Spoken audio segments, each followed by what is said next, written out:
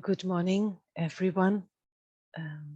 It's really a pleasure to be here with all of you in this special technologic way, which brings us together from so many different parts of the world.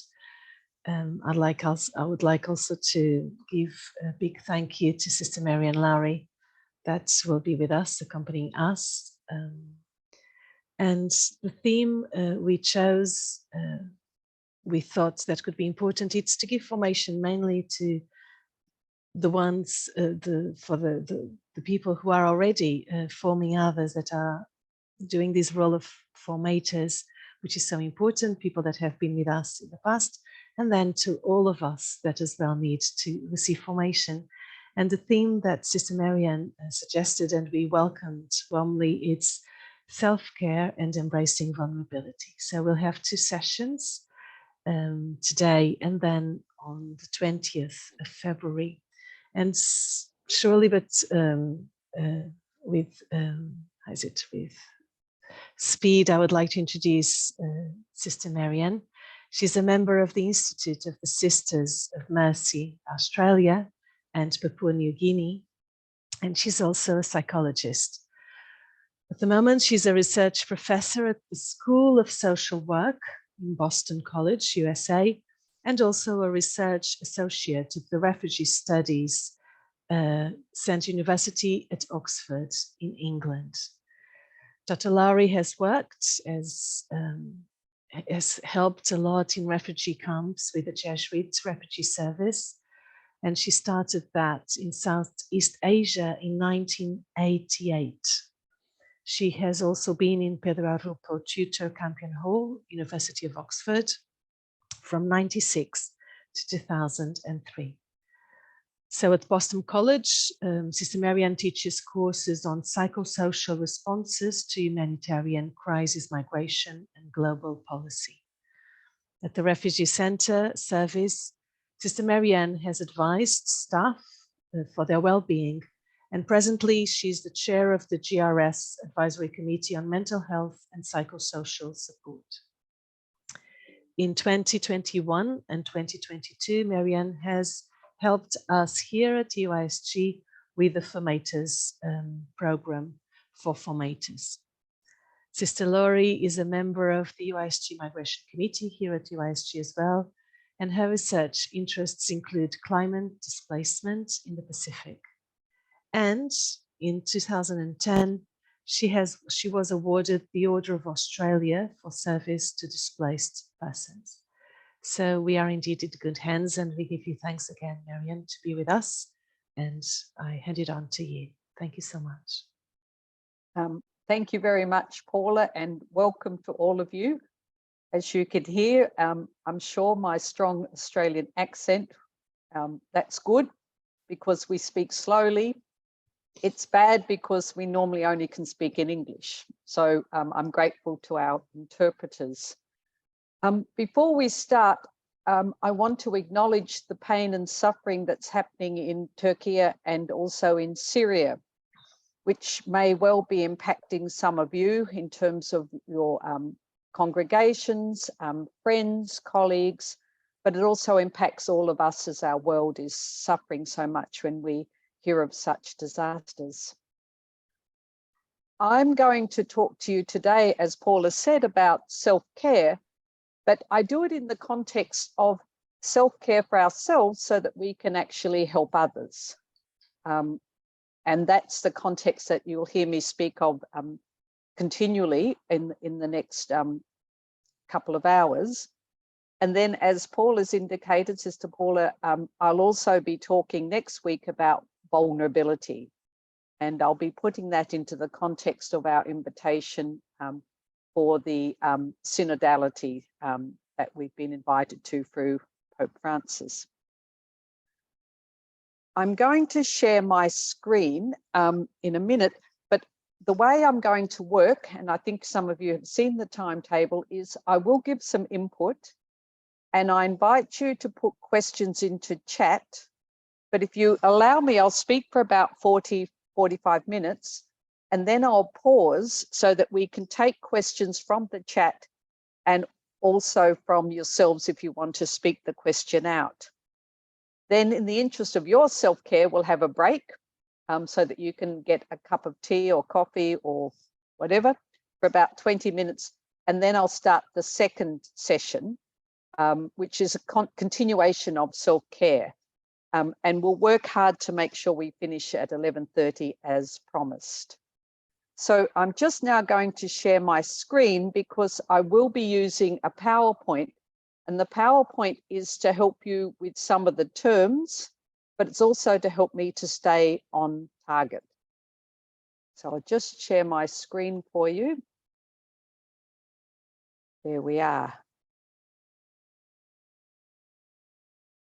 Okay. So this is to give you an idea of how I've broken up the two sessions. The first session, I'm going to be looking at personal self-care and our well-being. But I am going to, in the second half, look at our institutional well-being and how we can help ourselves through our institutions to look after each other. I want to start, though, with a small story. It's really to pick up again on what I was saying a bit earlier about why do we care for ourselves and what's the importance of caring for ourselves. Just over a week ago, I was actually in Cambodia. Now, many of you will know Cambodia is a country that had a terrible genocide. It's in Southeast Asia. And I was actually doing some training with the Jesuit Refugee Service staff there. And the Jesuit Refugee Service staff themselves are people who were caught up in the genocide. Some were orphaned.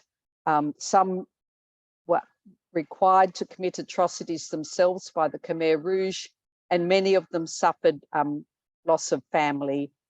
And the whole country itself is one where you can still see many people with injuries from landmines, from the war.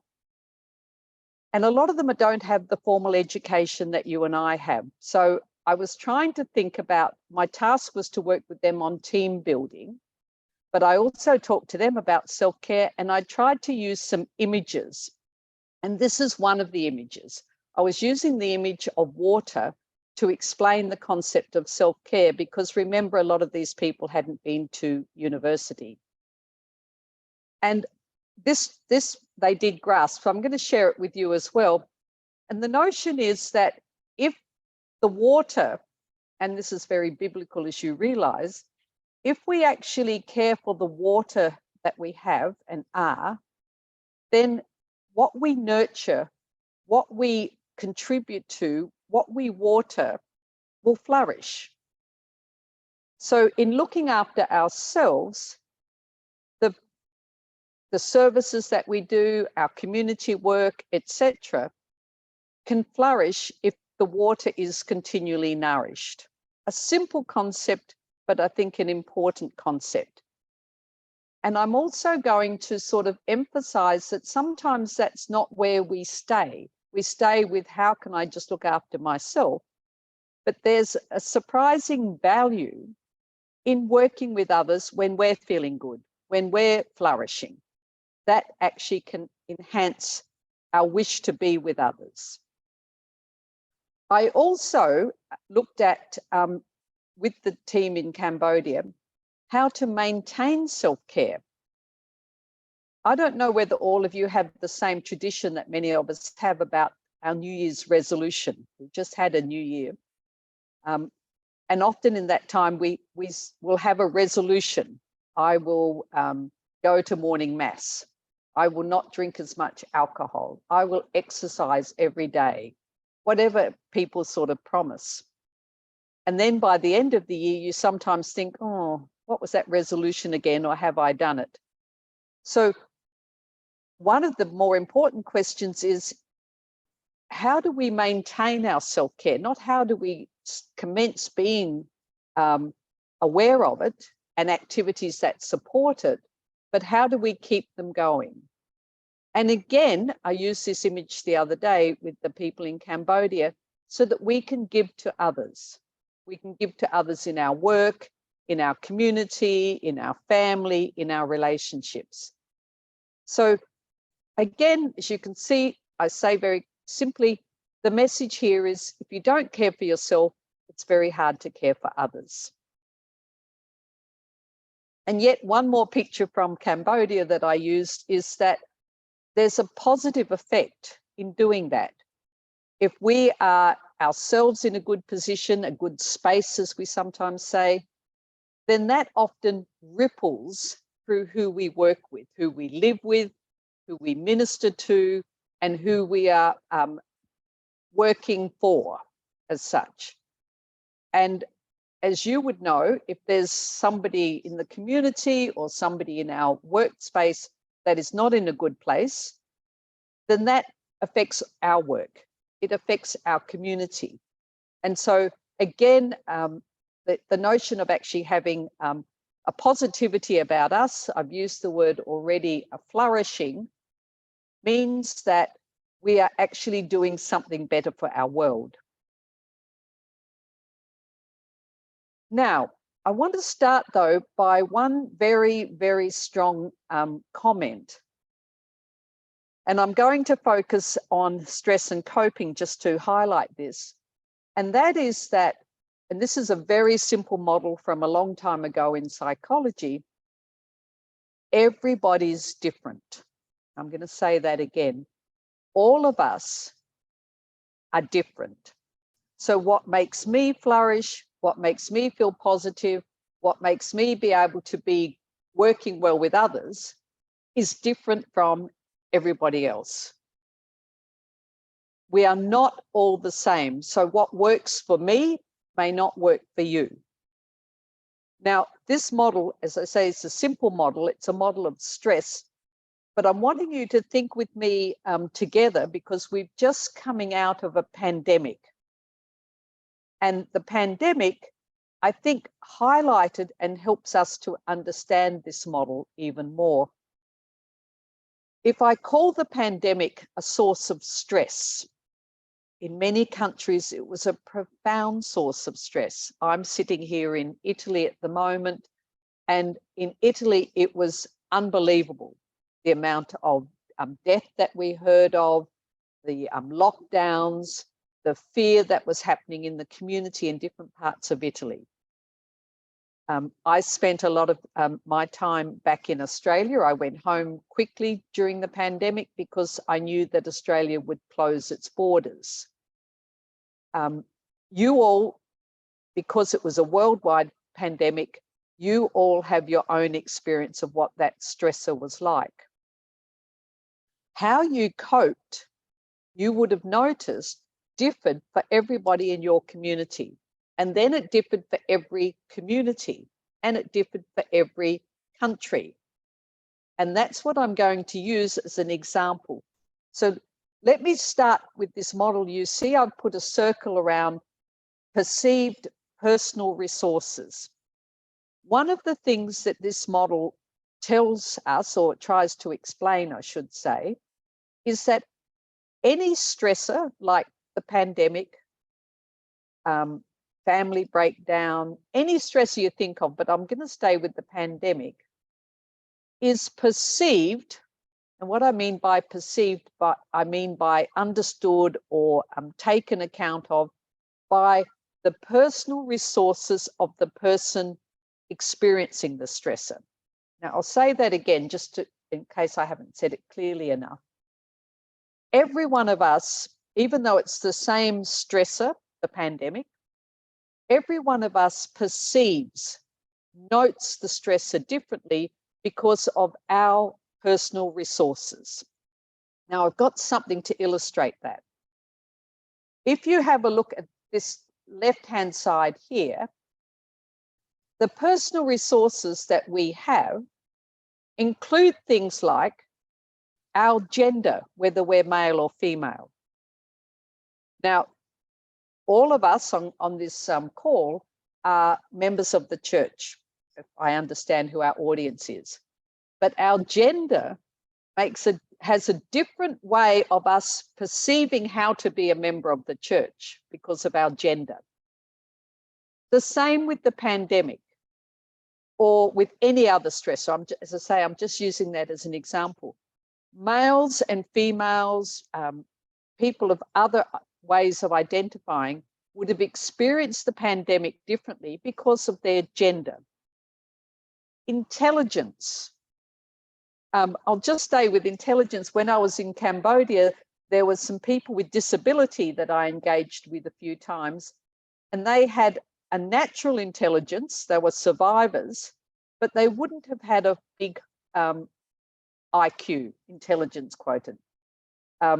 Some of them, their disability was that they had a disability in mental health. So that influenced how they perceived their world and anything that caused stress, their intelligence. Well, it's the same with us. The other, one of the other elements is just who we are in terms of our genetics. As you know, in families, in your own family, we inherit from our parents, our grandparents, and we can have siblings who are different in makeup, even though we have the same parents. So our genetics, some of us are more naturally sort of a glass half full, and others are a glass half empty. So how we genetically are made up also influences how we experience stress. Cultural background. This is terribly important because fear of the pandemic. Some people had a different sense of science and of medicine and of cultural interpretation of events happening to others. Then we come down to our personalities, extroverted, introverted, whatever sort of way you describe your personality. If you've done the Myers-Briggs test and you sort of know a bit about yourself, that will also influence how you perceive the stressor and also then how you actually respond to it. I think also significantly, and I use this expression, our psychosocial, our social context, things like our education.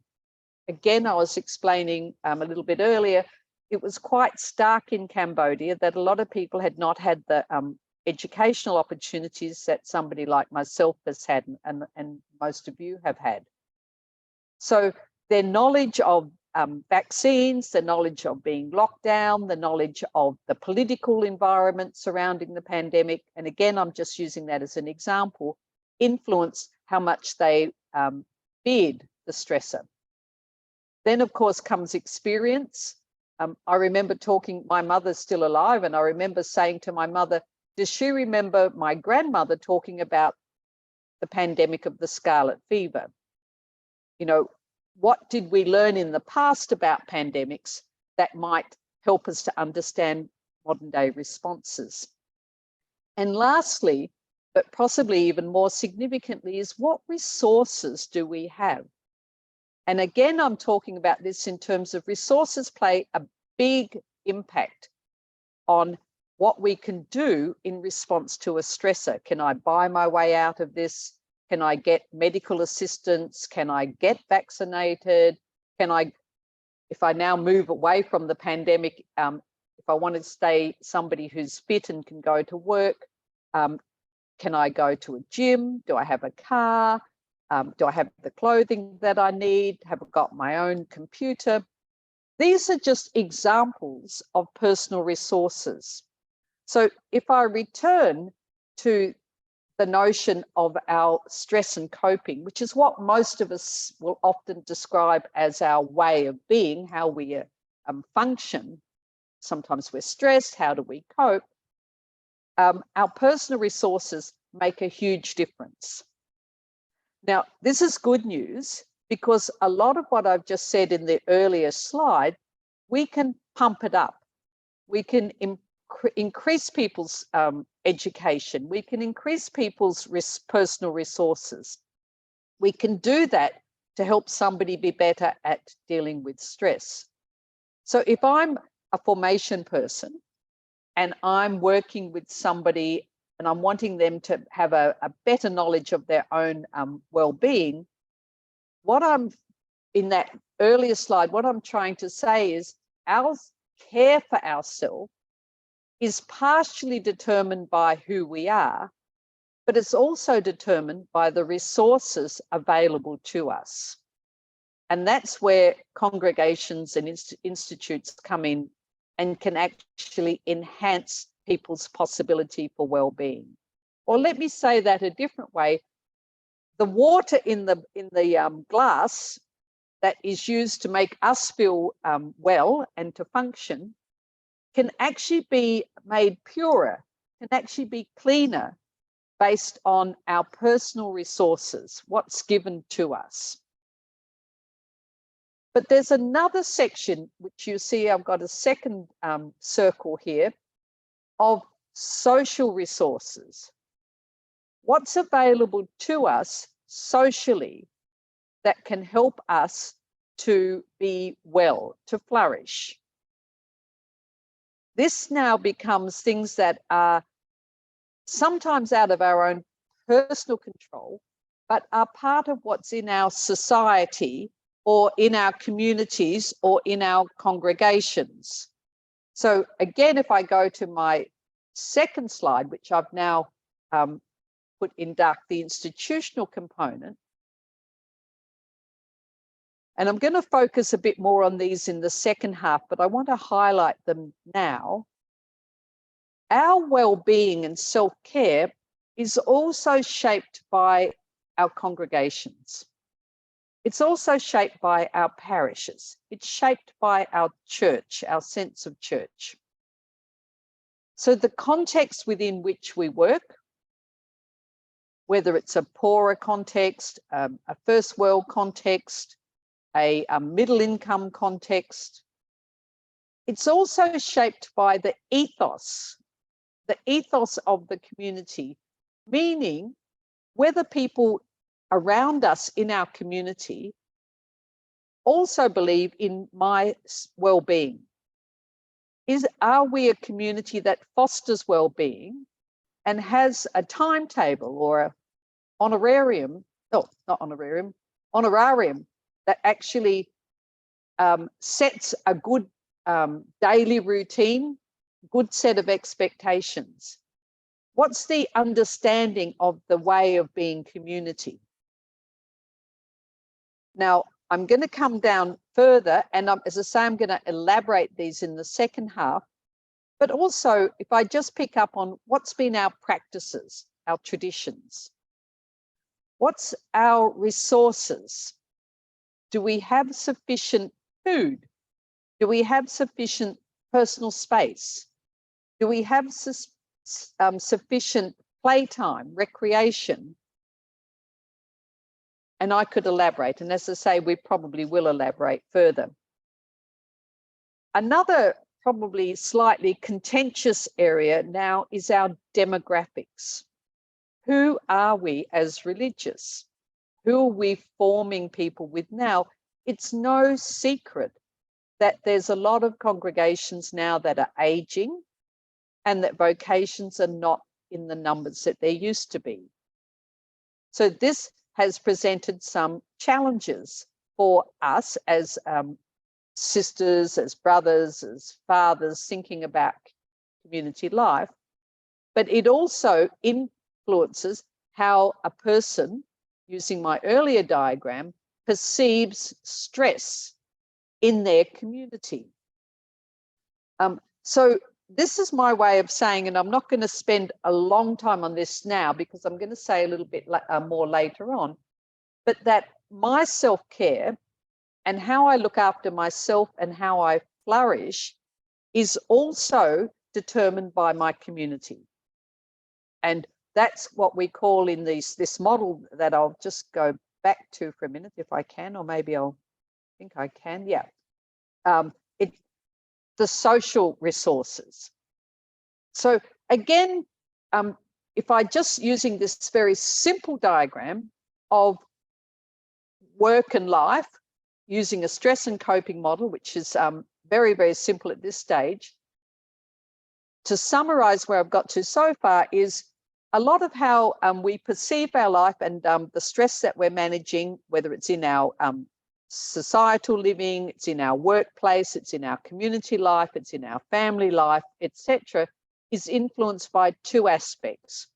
One is who I am and my genetic makeup, my education, my background, and the second is by the social resources that we have to bring to this. I always start with something like this to explain that there's no then one way that we can understand somebody's well-being and tell them how to get sort of in a stronger position.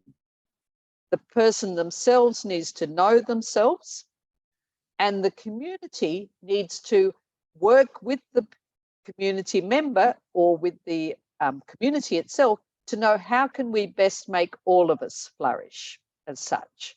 So there's no one answer to this, is what I'm trying to say. However, I've used a very, very simple diagram, and you'll be very pleased to know I'm not going to elaborate this program, but this slide, but I'm just going to say, in real life, stress and coping is not linear.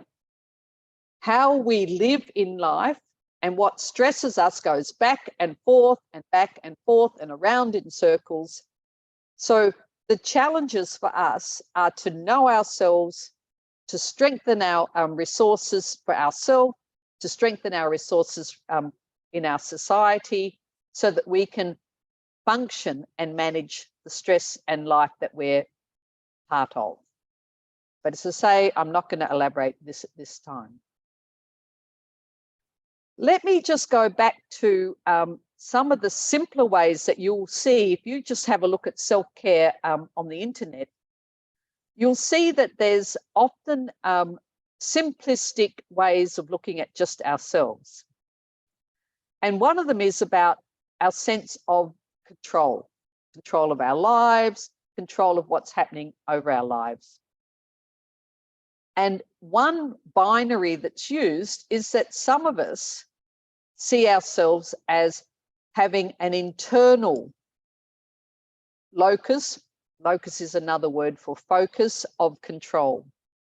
So that means that we, through our personality, through our experiences, we think we can make things happen.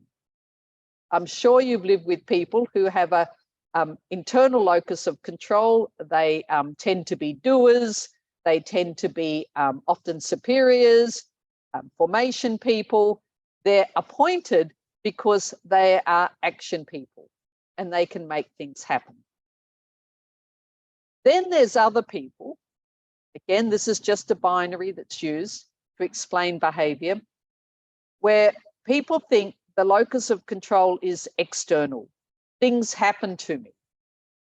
I was driving a car and somebody hit me and I had an accident because of that person's driving.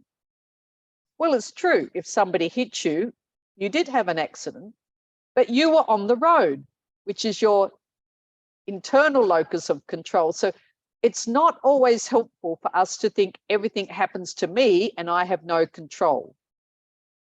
So this is another simple way of explaining sometimes our self-care is, how do we even start understanding life? Do we think things happen to me and I've just got to live with it? Or do we think I can make things happen?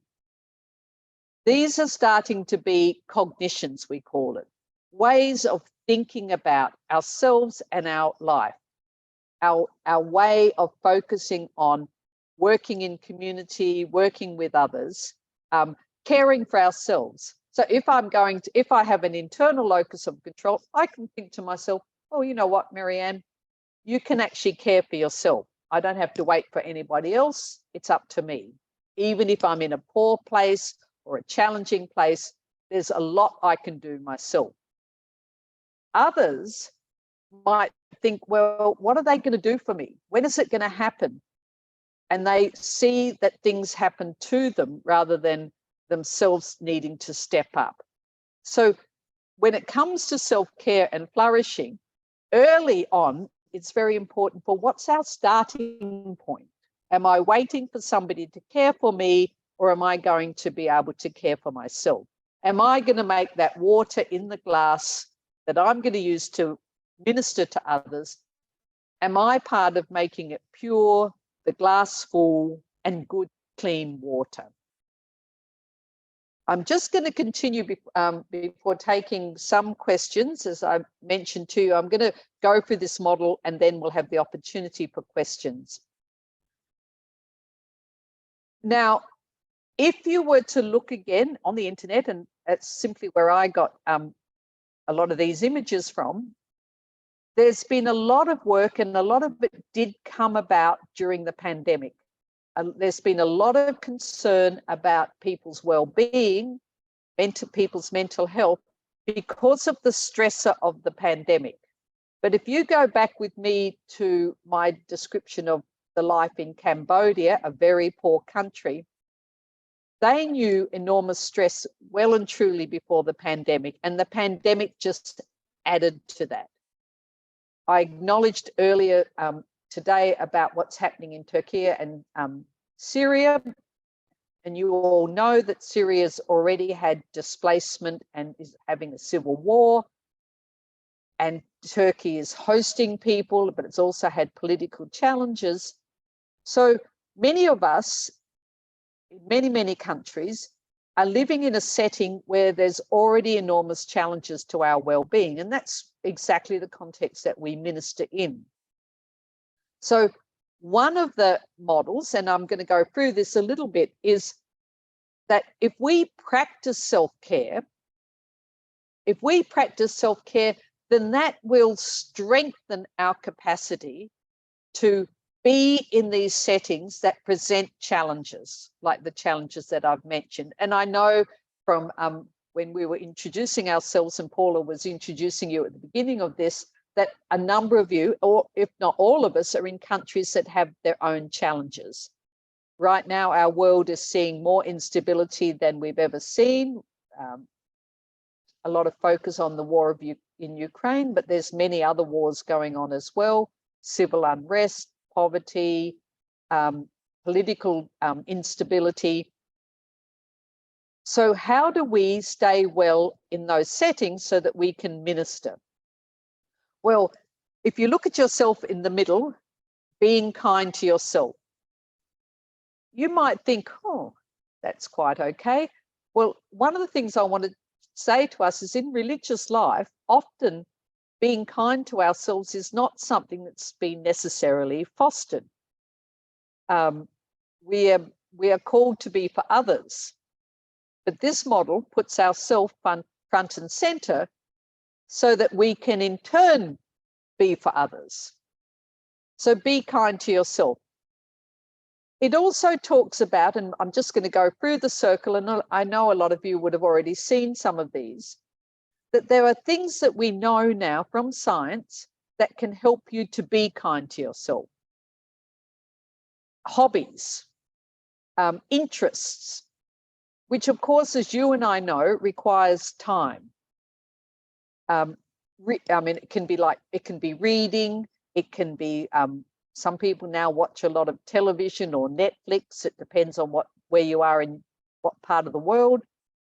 Being active, doing exercise on a regular basis, walking 7,000 steps a day, going, some of us, to the gym, cycling to work. I like the one asking for help. I like that one big time, because what's become more and more apparent is that a lot of us are reluctant, especially in the area of mental health or psychosocial well-being, are reluctant to tell people, look, we're struggling at the moment. So one of the ways we're seeing as being kind to yourself and helping yourself is to reach out when there's a challenge. Eating healthily. This means things like, and I know our world is changing significantly with the discussions around climate change, what we eat, when we eat, who we eat with, connecting with others. Again, Sister Paula said at the beginning, we've learned a lot recently with technology, where now we can reach out to others through Zoom or Skype or WhatsApp. There's also, though, been quite a discussion about social media being sometimes damaging. I know young people in particular struggle with body image and social media. But for those of us who are looking to kind of reach out to others so that we can talk to people, express our needs, this is seen as something that can actually assist us. I've focused already a little bit on stress, coping, and finding ways to manage stress, because stress won't go away. And I'll just say this too, we all need stress. I have a friend who's a professor, and he tells me that it's only stress that gets him out of bed every day. And if you're sitting an exam, you need a bit of stress to actually start to focus. But you all know if we have too much stress, then it can overwhelm us. And I shall repeat, what stresses me doesn't necessarily stress you, for all the reasons I talked about earlier. Time to relax, which is downtime. And then again, for us in community, how much time do we have to relax? What does relaxation look like? I like to relax, for example, cooking. But some of you might think, oh my God, that would be the last thing that would help me relax in cooking, because of the pressures on us to cook in community or because of our history. Good sleep. We now know a lot of science about the value of sleeping so that we can be replenished. But again, each of us sleeps differently. Some of us are what we call owls, who work late at night, and some of us are fowls, which means we get up early in the morning. And religious life has tended to favour that model, but it hasn't always helped those who tend to want to work late at night. And the last, the cogs there, structure and routine, we now know incredibly that what helps us is to actually have a pattern of well-being, a pattern where we can pace ourselves and we know what our timetable is, so that we know what our work requirements are, we know what our community requirements are, so that we can put our self-care into a pattern that can be continuous and maintained. So this is a positive approach, but as I say, what works for some won't work for others. And I'll use the example of being active. Some of us are younger. Some of us, unfortunately, have poor physical health. So it's exactly what I was trying to say earlier, that our individual requirements mean that everybody will have a different way of doing this, of keeping active, for example. Some people keep active by not physical work so much, but by keeping their mind active, doing word puzzles or crosswords or things like that. Others couldn't bear that. So again, this is within each of these bubbles, it's what works for you. Now, I'm afraid this might be too small for you, so I don't really want to go into the small print, but I want to go into the rim around the circle. There's also models that are called self-care wheels, as you can see. Now, I like this model, and again, I didn't use it the other day in Cambodia because a lot of the people I saw were in wheelchairs. And as you know, with a wheel, if you've got a bike or a wheelchair with its wheel, you want the rim and the circumference of the wheel to be regular, otherwise you don't go smoothly along the road. So here we have a number in this model of domains. For example, the physical domain. So in your self-care wheel, you need to look after yourself physically. Take your medication, eat food, keep the temperature appropriate in your room, all those things that keep you physically fit. See the doctor when you need to. That's one example. But if you only look after yourself physically and you don't look after yourself psychologically, emotionally, spiritually, personally, professionally, the wheel does not go around smoothly. So again, the domains in this model, or the model says that there's a number of areas that we need to address for our self-care. I've just highlighted a little bit the physical, there's now the psychological. How do I keep myself psychologically well? Now, again, we are all different. So the answers are going to vary. Inside the little wheel, you'll see it comments on things that you might garden, you might join support groups, certainly having supervisors, maybe some of us see therapists. They are all ways of keeping ourselves psychologically well. Slightly overlapping is emotional well-being. How do we keep ourselves emotionally well? Do we express our emotions? Do we identify our emotions? Do we give people affirmation? Do we receive affirmation? They are all important in our wheel. Now, I like this model because obviously it has spiritual. Now, in the secular world, that might come down to people describing the spiritual world as yoga or mindfulness. But of course, in our world, it's also about our religious life. It's about our prayer life, our interior spiritual well-being. So that comes down to times for prayer, times for reflection, times for retreats, times for within our community praying together. So that also increases our well-being.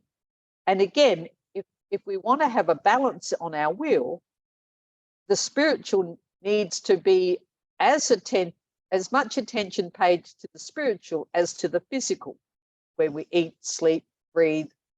So it requires a lot of attention. I'll just look at the other two domains, personal, our personal life. What is it that we, what's our goals? What's our ambition? What's our career path? What is it that we are doing in our ministries? They are terribly important as well in this self-care wheel. So I hope you can see my wheel is becoming more complex than just sleeping and doing yoga or exercising. Now I've got a more complex wheel. And there's one other component that I'll add to it, which is professional. And this is the opportunity for us to study, the opportunity for us to go for promotion, the opportunity for us to work in a rewarding setting. And again, this differs for everybody depending on your background and also depending on what opportunities prevail for you. So to summarize this part, there's this, our well-being and our self-care has a number of components. I've used the word domains. There's 1, 2, 3, 4, 5, 6 domains here, 6 spaces. And for the wheel to go around, all 6 have to be looked at.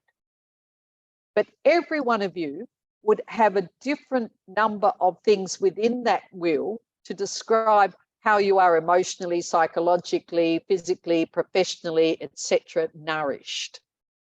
How you are able to fill that glass of water up so that you can give to others. I've now got the same wheel without the writing in it. If I was working with people, with groups, and I will be doing that in the next days here at UISG, I will start to ask people to what do they need in their wheel? What is it that they need in their wheel? What is it that they're doing in their wheel that helps their self-care? And there's a space there for you to fill it out. And the earlier slide just helps people to understand by seeing other people's examples. They're not to tell you this is what you must do. They're just to give you examples to think about. Okay, I'm now going to just focus on a couple of other things. How's my time going? I'm really going to have to stop and take some questions. So I might not finish all the things I wanted to talk about, but we'll see how we're going. Resilience. This is another term that has come about in the last 30 years in psychology. And it's about how we stay strong and how we rebound, how we bounce back from adversity. And adversity is an expression of when things are not going well. How do people in Syria keep going? How do people in the US manage when they've got so much happening in their lives and they're worried about inflation or they're worried about the cost of living? So you don't have to be in a poor country to have adversity. And this is a definition that it looks at how do we move forward in spite of what are our challenges. And the challenges can be big or small. So we see ourselves as being quite resilient people because all of us, as I mentioned earlier, have lived through a pandemic and we've come out of it almost. It's not quite over, as I understand, but or the people of Cambodia have come out of a genocide. But that doesn't mean that the problems or the adversity has disappeared. So how do we, another way of saying this is, how do we in our world keep ourselves resilient? How do we keep ourselves strong so that we can continue to minister? The self-care that I've been talking about, how do we build ourselves up so that the adversity that we confront is not overwhelming? And I'll just say a couple more things, and I think then it will be necessary for me to pause just so that I can make sure that we're all on the right page. The definition, this is from the American Psychological Association, is resilience, the word I'm using, is the process of adapting well in the face of trauma, adversity, tragedy, threats, or significant sources of stress. Remember how at the beginning I talked with you about the simple stress and coping model, which is what our life is. Our life is continually confronting threats, tragedy, trauma, adversity in the people we minister to, in our own lives and in our communities. So these can be family relationship problems, as you see, health problems, workplace problems, financial stresses. So life isn't always easy, is what this is saying. But a lot of us bounce back from these experiences. Now, self-care can help us to be resilient people. But we need to understand a little bit more the model. And I'm just going to put this model, and then, as I say, I'll pause. Okay. This might help us to understand it's a seesaw. I think a lot of you in childhood might have sat on seesaws. What this model talks about, which again, I'm building on our models to help us to be a little bit more informed, is that we can manage and increase the likelihood of life being good if we have strong, and I'm going to introduce a new language here, protective factors. And if we reduce what causes risks to us. Now I'll show the next picture because it elaborates this a tiny bit more. The risk factors in our lives and in the people that we minister to are poverty, violence, oppression, substance abuse. I could go on, depending on your context. But things that can make us more resilient and able to face these risks are called protective factors. Hope, a sense of safety, identity, and there you'll see concrete resources. So what I'm meaning by this, and the model I'm using this for us today, talking about self-care, is these are the protective factors are often a mixture of our personal factors that we have, like hope, but also our social factors, like concrete resources, like good contracts with our jobs, an income, a house that has electricity, water, enough cars for us to travel, or enough money for us to be able to catch a comfortable bus. So it's another way of saying what I started to say at the very beginning, but I've built on, is that our world and the world that we minister to needs us to be strong. And that by being strong, we become stronger by caring for ourselves.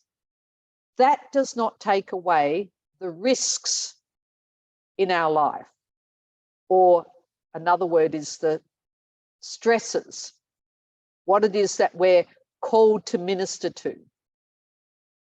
But we have the capacity to care sufficiently for ourselves and our communities to balance our lives so that we can face the risks and the adversity.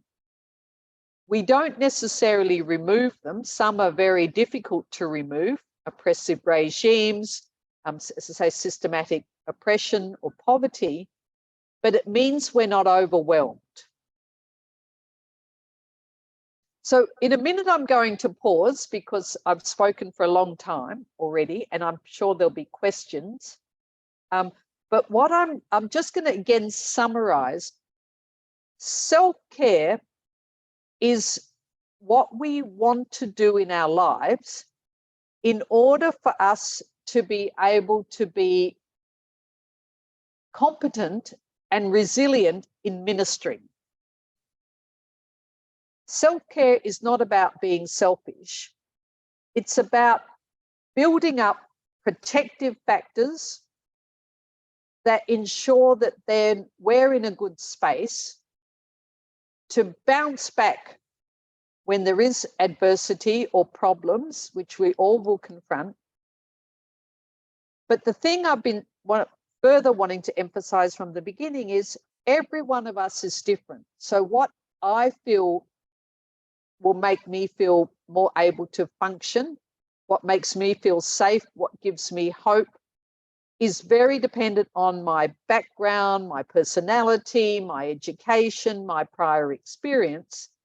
And that's going to be so for all of our novices, our people in formation, our community members. They're all going to be different. Some of the science is now starting to tell us what works a little bit better than not.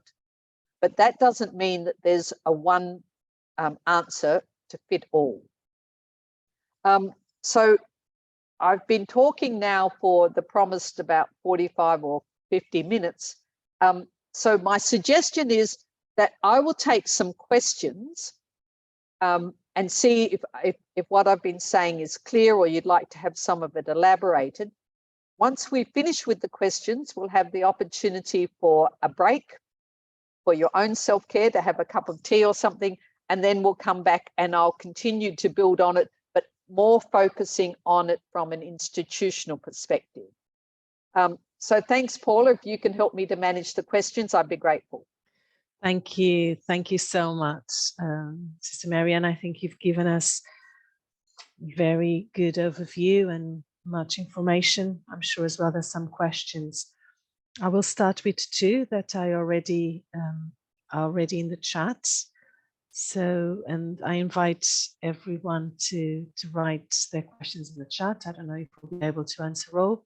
And as well, I see that there's a hand lifted up. We shall see in a minute. So Marianne, I'll share with you two questions. So one is in French, I will do it in English. So we meet on our way people who are naturally stressed and for whom a detail makes them panic all the time, even when they have psychological help. So how can we help them and what to do? I suppose there's both things. This is from Sir Sophie. Then Mary Alice, she asks, what is determining the internal or the external locus of control?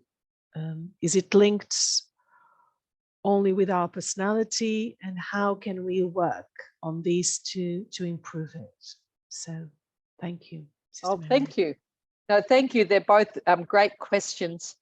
The first question, when we meet people who have their own stresses and their own fears or things that are making them unable to fully function, there's a whole new way of thinking about this.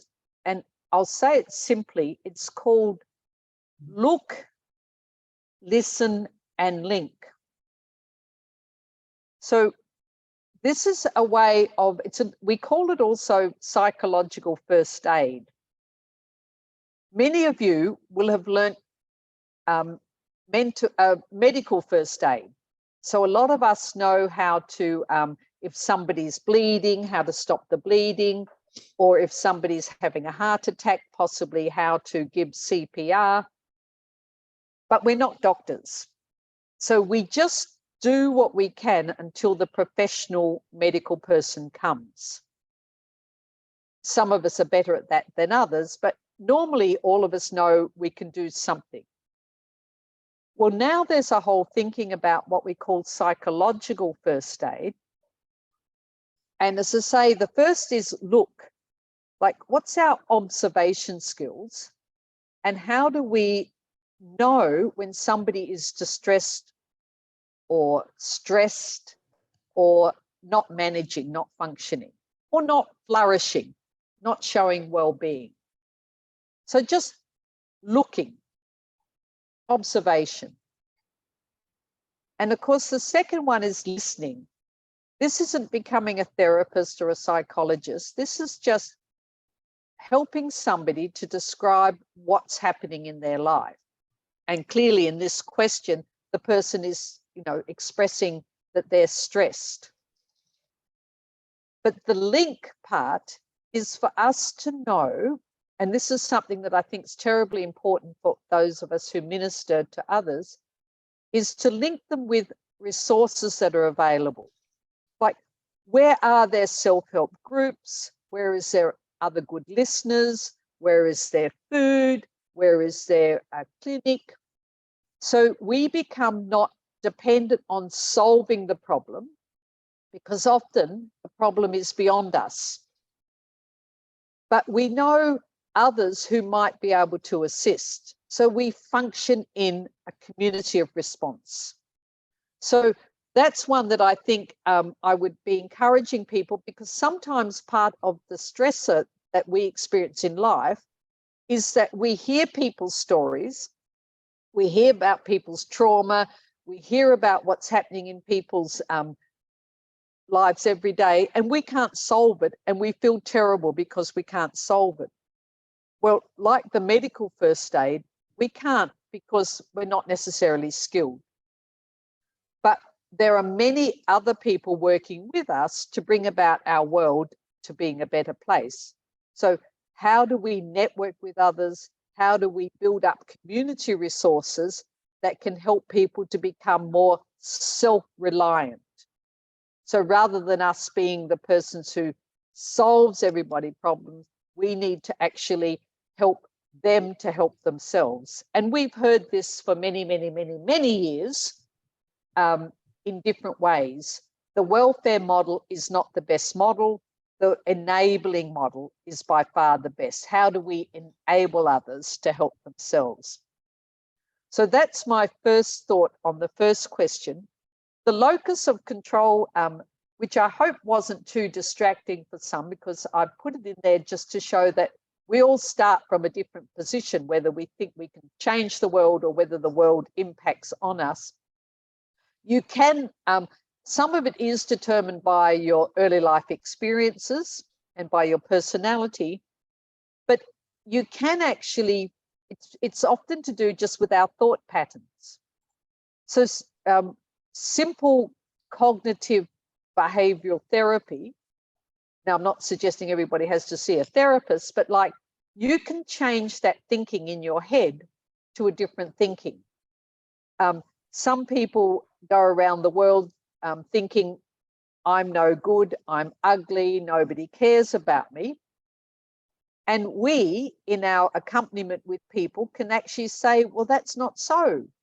I'm here, I care about you. Look how good you are gardening, look how good you are cooking, look how helpful you are to your neighbor. And when I'm doing that and doing it genuinely, I'm helping them to change their cognition.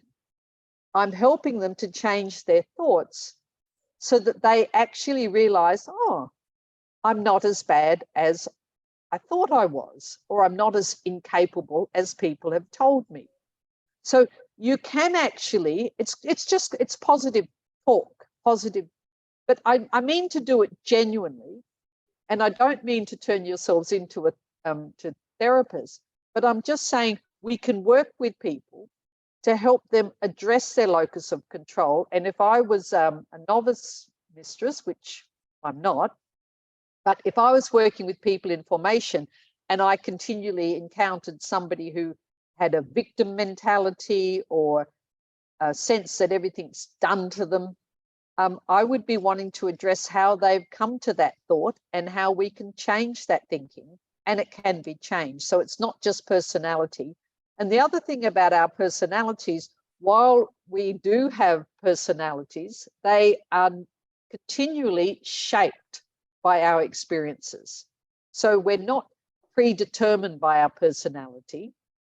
So think we can change, but it's probably pretty true that that expression that we have in English, old dogs and new tricks, that your personality gets fairly set as you get older. But if we're working in formation, we tend to be working with younger people. So that does enable us to bring about some changes. And often their pastoral experience and reflection on that will help. So that's 2 questions. Thank you. Thank you. Marianne. Thank you, everybody, for your questions. And you've given me some clarity as to where I need to spend a little bit more time. I just want to, again, I think the link between self-care, like looking after ourselves, and this, you know, with the wheel of all the areas of self-care that we need to look after. What I'm trying to emphasize is that even if we look after ourselves well and are kind to ourselves, the setting that we're in, the work that we're in, the community that we're in, the society that we're in, will still come at us with what I called adversity, with problems, with other people's trauma, with other political issues, with war, with conflict, or with political instability. So no matter how well we look after ourselves, we need to be ready to bounce back in adversity. So self-care isn't a guarantee that we are now going to be able to go through life smoothly. It's a way of preparing us for life, preparing us for ministry, preparing us for community life. But it's not sufficient to ensure then that there'll be no more problems. Our life is continually about encountering problems. And because of being religious in particular, and I think now of Pope Francis, where he's asked us to smell like sheep, which I always have found to be somewhat amusing, but like what I understand it to mean is he wants us to be up close with people who are living everyday life and in many instances hurting. In my own religious life, the strongest message or strongest motif for me has been the Lord hears the cry of the poor. Now, all of us, if you work with the poor, whether we mean materially or spiritually or emotionally, the poor confront us.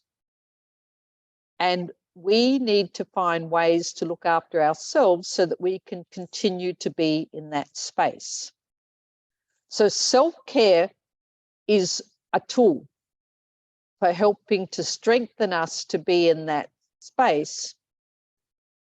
But the other concept that I introduced, which is the concept of resilience, is how can we, through self-care, bounce back when we meet continually problems?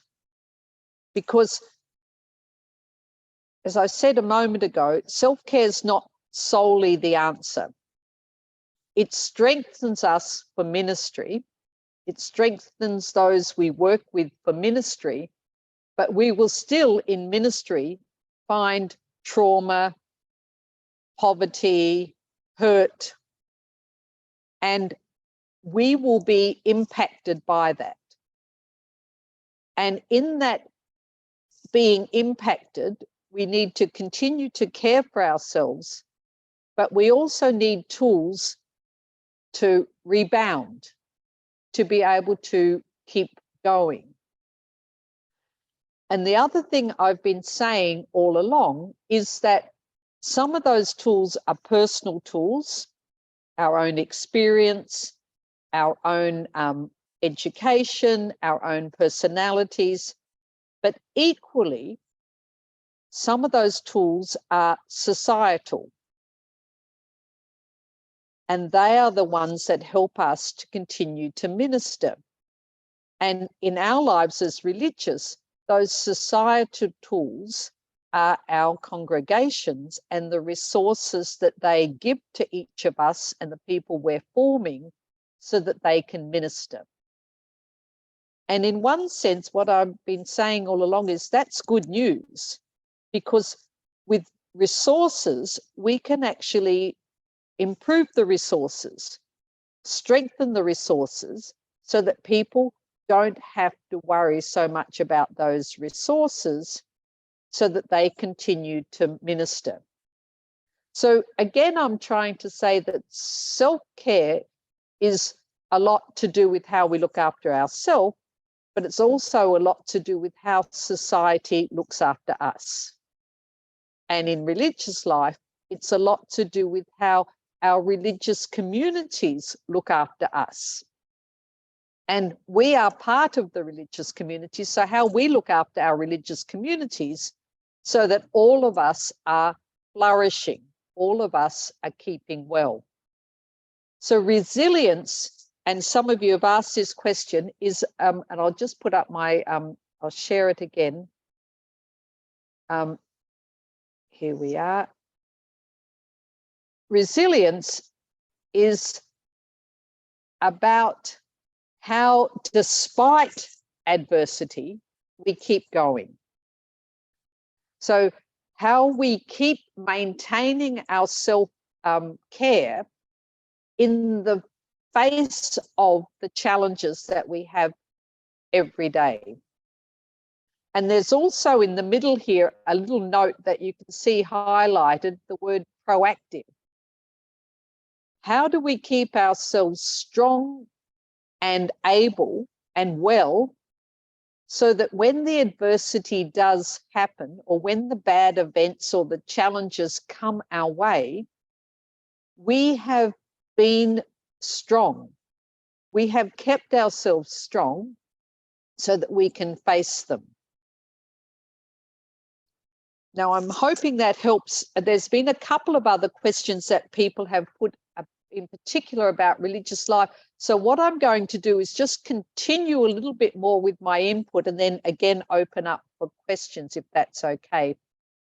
This is a, I don't know how helpful now this might be for you, but I'll just say it anyway. I'm still staying with the model of how do we build up ourselves to be more positive, more resilient. And you can see here one principle, they call it number one. Oops, sorry, I've moved on without meaning to. Principle number one is a crucial factor in building resilience is having responsive relationships. Now, normally that means in our early childhood, if we've had positive relationships with parents, with grandparents, with extended family, and with local neighbours, then that is something that can help us into the future. It's one of the positive supports that helps us to be well into our future. The second principle at the bottom there is strengthening our life skills. Now, this is all now known from science. So again, the first one is positive relationships. So that's to do with our community life. It's to do with what we had in our early childhood, with our family life. It's to do with our parish life. They are terribly important in helping us to be, to continue to be well and to continue to be resilient in life. The second one is life skills. And life skills are things like I've mentioned before: education, professional training,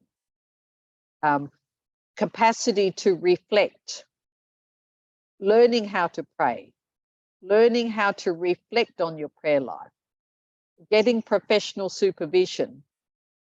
They're life skills.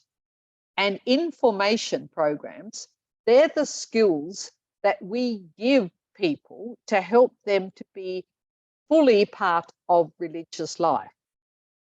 But we also need to ensure that they have other life skills, able to look after themselves, able to look after them, their physical needs, etc. If they're strong skills, then that also are protective skills to face adversity. Principle number 3, which you can see up the top there, called reducing sources of stress, is that the more we actually address oppression or poverty or silence or all the things that are affecting the people we work with, then the more the adversity is less harmful. So our work is also about structural change.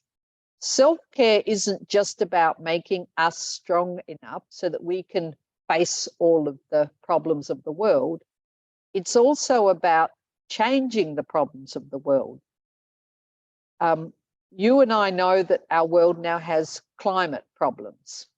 Our world has conflict problems. Our world has natural disaster problems.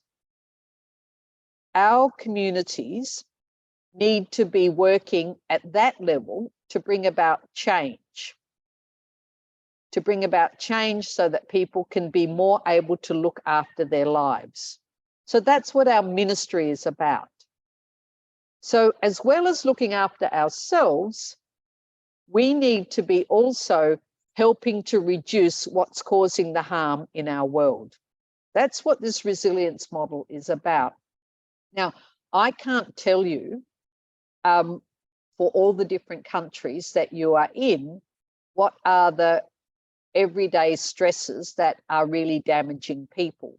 You will know them yourselves, and you'll be part of advocacy groups, you'll be part of education groups, you'll be part of health groups, welfare groups that are helping to reduce those sources of stress in communities' lives. So that is something that also makes us feel strong, because we are also addressing the adversity that our people are experiencing. But we can only do that if we keep ourselves strong. So it's the 2 glasses model. If we keep ourselves, our water is pure and clean and refreshed, then we can nurture others. That doesn't mean that all the problems of the world disappear. It means that we are in a better position to help deal with them as they come our way. And as you can see, again, it's a different way of saying the same things.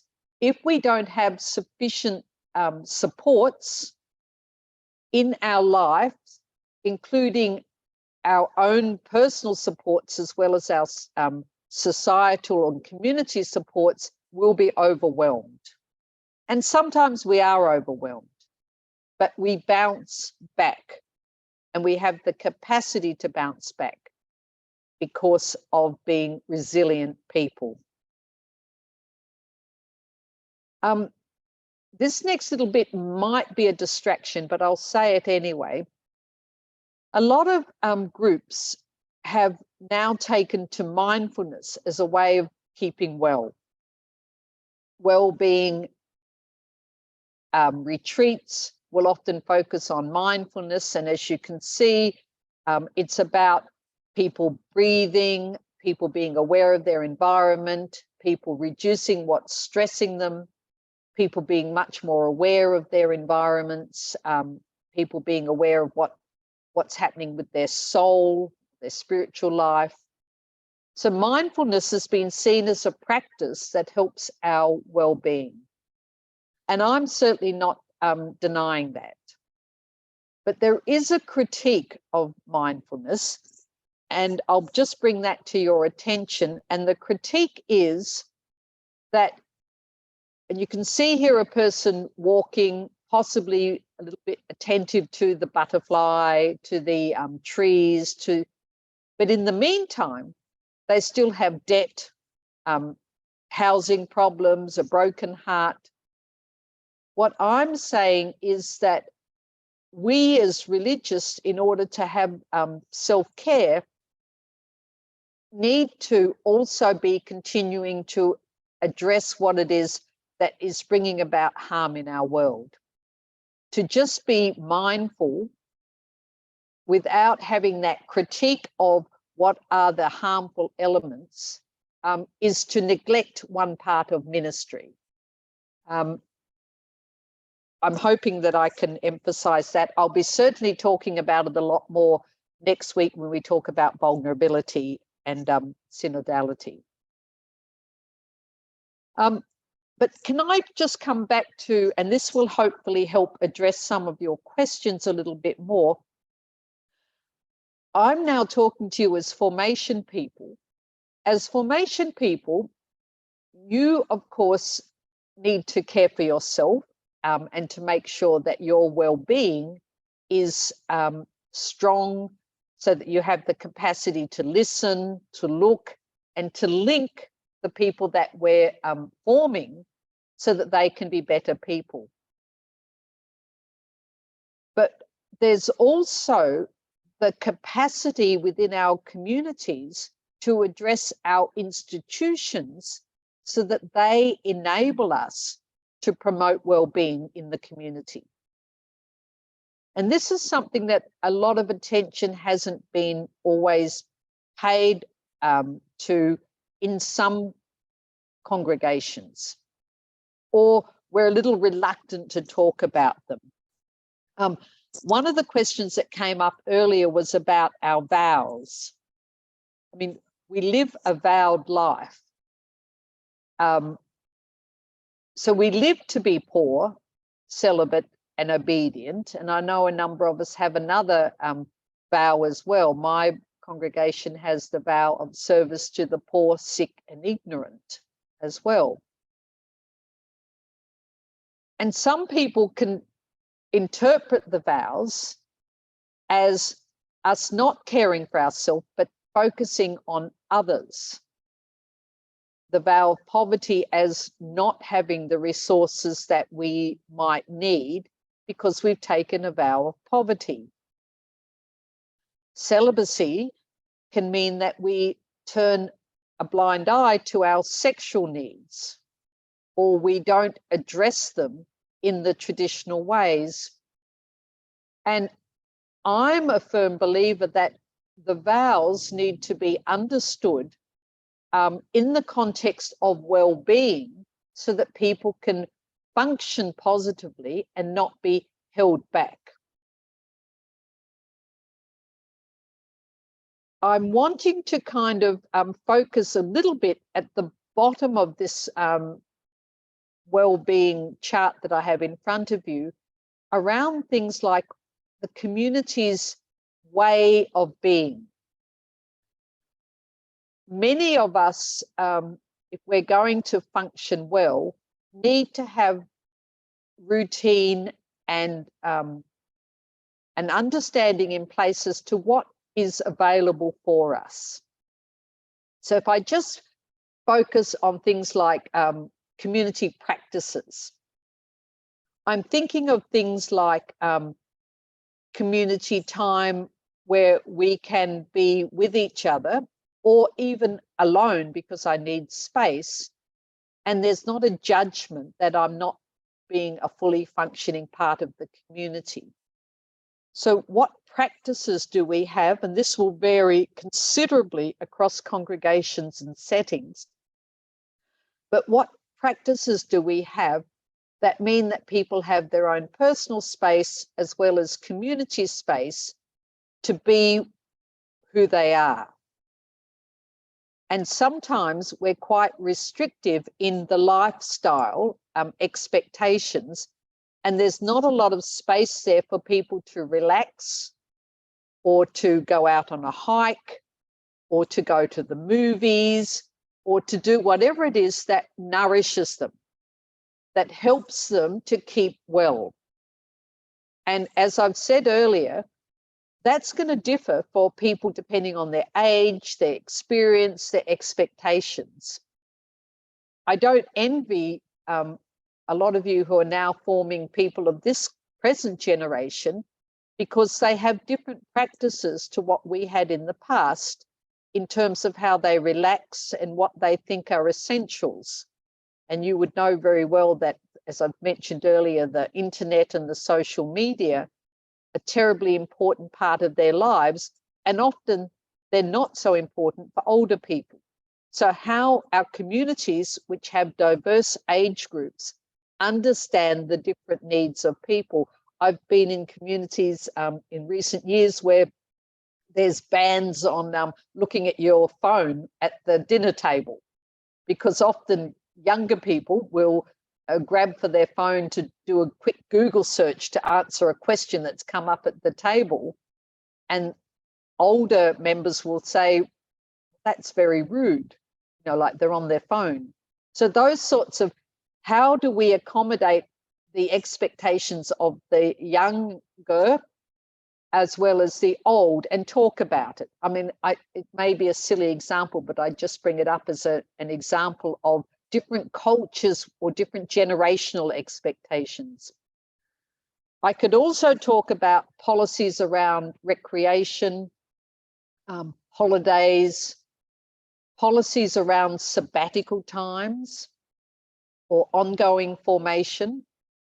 Sometimes one of the greater ways to help reduce stress is for there to be clarity around these policies and practices.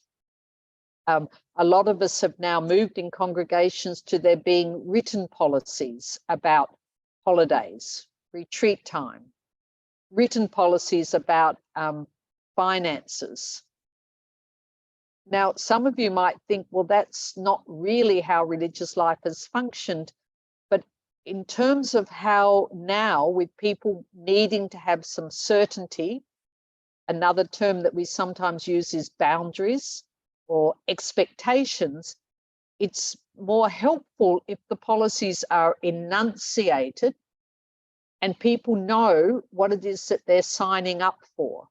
What is the practice of this community's way of living, so that they're not always feeling out of the loop or an irritant in the community.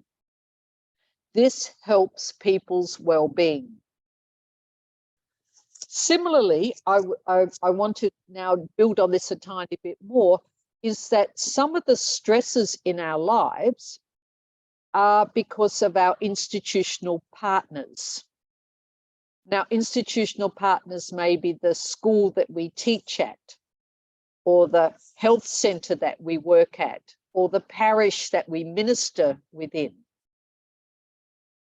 From a psychological perspective, the more the understanding of what our contractual agreement is, if we're a parish worker, with the parish, in terms of hours of work, what role I'll be doing, when I can say yes and when I can say no to different requests, they can enhance my well-being.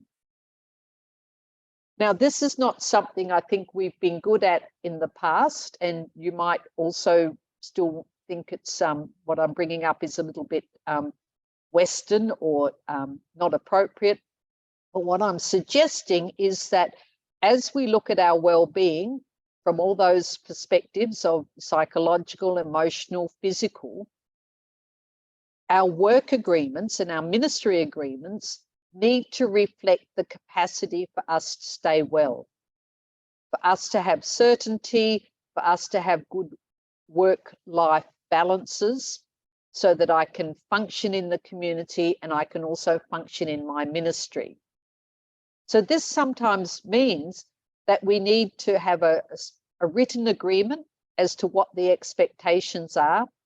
And as I've said just a moment ago, that there's the capacity to say no or to negotiate. In my work experience and living experience, I've sometimes seen that a number of us, and especially some of the people that we're forming, will have a very full day of ministry or studies. They'll then come home and then there's a very full evening of expectations, sometimes looking after the needs in the community, looking after the community sisters, especially as we age. We've sometimes had a lot of needs of the sisters at home and expectations on the younger people in formation, which means that they're living two worlds and sometimes don't have sufficient expression of their own needs. Now, again, I can't generalize because that's something that's different in all the different communities. But as formation people, that's what I've been calling at the beginning of this presentation, our societal resources. We can help people's environment be more nurturing of well-being by establishing good practices that give people the capacity to have what they need in order to stay well and in order to deal with the adversity that comes in front of them. I'll move on, but I think that you might have some questions about that. So what that looks like, and sorry, I've brought back this picture again, is that the protective factors to help people deal with the ministerial practices that we have can be enhanced to protect the community's well-being. So we can, and we would use different language, but we can increase concrete resources. We can help our people in formation feel hopeful and safe in community. We can help them then to be able to deal with the issues that they're dealing with. But as I say, we would probably use different language. Here are some of the risk factors in community life. Now, I've just brainstormed these, so there'd be many, many, many more. Some of our risk factors are, now, gender I've mentioned a bit earlier. Especially with younger people joining us, there's a very different sense of what they think they can do depending on their gender. So some people joining Religious Life Now will have a stronger sense of that a woman can be ministering in many, many different ways. But as you know, in our formal church, there certainly are areas that a woman cannot minister. That can be a risk factor for people feeling able to be fully human, fully able to function. So I just bring it up. I'm maybe not too subtly here talking about clericalism and the role that women can play now in our church and the challenges that we're seeing coming through in the synod process about a lot of women are actually, because of the reduction of the number of ordained ministers, a lot of women are now doing a lot of sacramental work without it being called sacraments. That's just an example. I've mentioned our demographics. In many parts of the world, we now have fewer and fewer, especially in the Western world, fewer and fewer vocations. And we have a lot of older sisters. In my own congregation, the average age is 81. Now, I'm not 81, but that's my reality now. I'm living with a lot of older people who can't do what they used to do when I first joined more than 40 years ago, when our average age was much less. So some of our risk factors that could be impacting on us being able to be well and to function are just the demographics of who we are and the needs of people as they age. I'm going to mention another one, our economics. Some of our congregations, because we don't have as many people able to bring in stipends or allowances or even wages, don't have the resources that they might have had in the past. Or there's more uncertainty about the economics of the congregation. That can also be a risk factor for sisters being able to have what they need in order to do their ministry. And in order for them to be able to have their professional standards met. There's also the one of expectations. I could say a lot more about this, and I might say a little bit more about it in the next session, but like we're living, those of you who've been following the media in particular, the way religions are now viewed in our society has changed significantly, as has the role of Catholicism in our world. Now, of course, this varies across different countries and different regions, but there's been some scandals, there's been some concern about our behaviour. Those things are risk factors in how we keep well, how we look after ourselves, how we see ourselves. And there's also unforeseen events. Our world, so say we've just lived through the pandemic, the climate change is bringing about more and more natural disasters at a quicker pace. So unforeseen events are increasing. You'll notice often in the media, they'll say a once in a lifetime event. But in our lifetime, they're now becoming more than once in a lifetime. There's a good chance we'll see another pandemic in our lifetime because of the way we live, the way we travel, the way our world is. The number of conflicts is increasing. So our world has risk factors now that are impacting our well-being as such.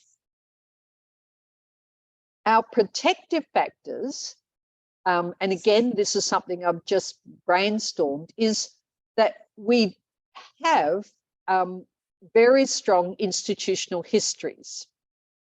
Many of us have are in congregations that have existed for centuries. So they are protective factors. So when people, when individuals join, they join a history of how we minister and what we do and our practices. So while I've indicated that some of those practices might need to be changed, we are building on a wisdom that's there. Similarly, we also have our reputation, and people on the whole see our reputation as something that's worthy. But as I did indicate, that's been a little bit eroded in more recent times. There's our experience. We are not the first people to meet adversity, trauma, family problems. So we have experience in how to work with communities, how to work with our local church, how to work in our education settings, our health settings, our welfare settings. Again, at the beginning of this webinar, we talked about our connectivity. We can now be online and be connected, and that's a wonderful thing.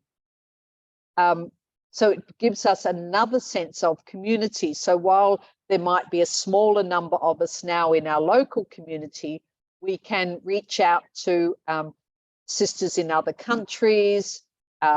We don't have to necessarily travel. We can meet with them by Zoom, etc. When I say sisters, I also mean brothers and others. And we have a wisdom in our elders, which we welcome.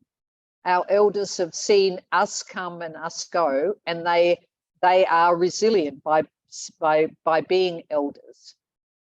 So in our wishing to have our communities be resilient communities, what I'm trying to highlight is that we have risks that we continually face, and we also have protective factors, and we can strengthen our protective factors. So self-care is not just about strengthening us individually. Because we live in community, it's about strengthening our communities and our community practice. And it's also about reducing our risks, the things that put us at peril as such. I'm just going to focus on one more slide, and then it will be an opportunity for questions again. I want to mention what I think is a bit neglected area about how to tools for supporting us in our self-care. And I say this in particular to people in leadership, which a lot of you are. I think that there's some good tools that can help strengthen the community's collective supports and resources. I'll just mention some of them, and again, this is not comprehensive. One of them is professional supervision. I think any of us who is in a leadership role can benefit from having a professional person who we can talk to around the issues that are challenging us or are of concern to us. This is different to spiritual direction. And I am one who thinks that, of course, we need a spiritual director, and that's to be encouraged. But professional supervision is much more where you can talk about issues around your personality, your governance, your way of listening, the challenges that you are having with different community members, the challenges that you are having personally that are impacting on your well-being. Nowadays, again, with Zoom or Skype, you can do this with people in different parts of the world. You can have a professional supervisor who's not necessarily in your town or city. And I'm happy to elaborate about that. But I think it's a helpful thing to have, especially for people in leadership. I've put a second tool, which I think is helpful as well for people's well-being, and that's to call upon facilitation when there's tension. It can be tension in community, it can be tension in the formation team, or in the institutional leadership team, or it cannot be tension. It can just be that there's a big task, strategic planning, financial planning, chapter planning, where you sometimes get an outsider who has good listening skills and good communication skills, who can then free you up to be able to speak freely. And they can be a safety net should there be issues that come up that can overwhelm the team. I've seen this in many, many parts of the world, and I think it's very, very helpful for people when it's available and possible to use. The third tool that I've mentioned, and I hope you're still with me, understanding that I'm talking about your well-being, your self-care, but I'm talking about the tools from that are beyond you, that are part of our societal and community resources that can help support your well-being. Contracts or terms of reference. If you're asked to do something, you could be asked to be on a chapter committee. You could be asked to be assistant to formation. You could be asked to be the assistant to community leader. A contract or a terms of reference that outlines what we are asking of you and for how long gives you then some capacity to meet expectations, to enunciate what you think you can do and where you might want to have some additional support. I'm not talking about a contract where we get a lawyer, though sometimes in big jobs you might want that, but I'm talking about having expectations laid out clearly so that you can do what you're being asked to do. I've mentioned in the next one, written policies. I've talked already a little bit about that, but like, what is our policy in the community about recreation leave, holiday leave?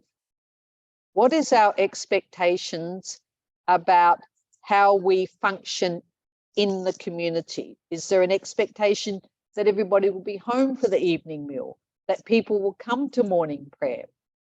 Those sorts of things which we might take for granted are just much more helpful if we know and have seen it in writing. This has not always been our practice, but it is a tool that can offer support. And even the other practice, which is not to give that from top down, but from bottom up. How do we want to live together in community? How do we in the formation house want to pray together, recreate together? We can make policy from what I'm going to call the bottom up, which then enables people to express themselves, to tell each other what their routine is, what their expectations are. So those things that are on the wheel that I showed you about well-being and mental health are incorporated into our policies. Now, I know by now some of you will be thinking I'm sounding far too secular. My job is, as a psychologist, to tell you about good practice. You can then interpret it and implement it into your communities the way you see fit. I'm just giving you some suggestions where there's evidence that this is helpful. My last point that I've thought about here is practices agreed across congregations. As we become smaller, possibly as we become more vulnerable, I have seen in many parts of the world that we share formation resources. We share congregational resources with other congregations. We now have intercongregational living, where sisters, maybe they're studying or they're doing ministry and there's not a local house, so they live with another congregation. again, a tool for support here is for there to be conversation about best practice so that sisters can have an understanding as to what's the best way to function so that I can care for myself, but also care for the others that I'm living with. And I think this is also something that's very, very helpful, because if you don't know what the expectations are of other congregations, you can find yourself in conflict or in competition. And that's not something that we find helpful. And it can become a source of adversity for us. So I've mentioned, as I say, a number of things there. I'll just again summarize where I hope I've got up to, and I'll remind you that we are meeting next week, and I will spend considerable amount of time between now and then thinking how best to communicate what I want to, building on what we've said today. But what I've tried to do today, and I'll take questions afterwards, is to say self-care, there's lots of things we can do to care for ourselves. And I've indicated some of them to you. And in order for the self-care wheel to go around, we need to address all the different aspects of self-care. But what I've also said, which you may not have thought I was going to say, is that self-care has to also be put into the context of our community life. And our community life needs to nurture our self-care. And in order for that to happen, we need to appreciate that people will be different and that there'll need to be some accommodation. I think this does not mean that we're still not living a good religious life, but I think it's a way that we can enable each other to flourish, enable each other to be able to be resilient in a world that has a lot of adversity at this stage. But I'll pause now because I'm sure there's probably some questions, but I hope that you found at least some of this helpful. Thank you.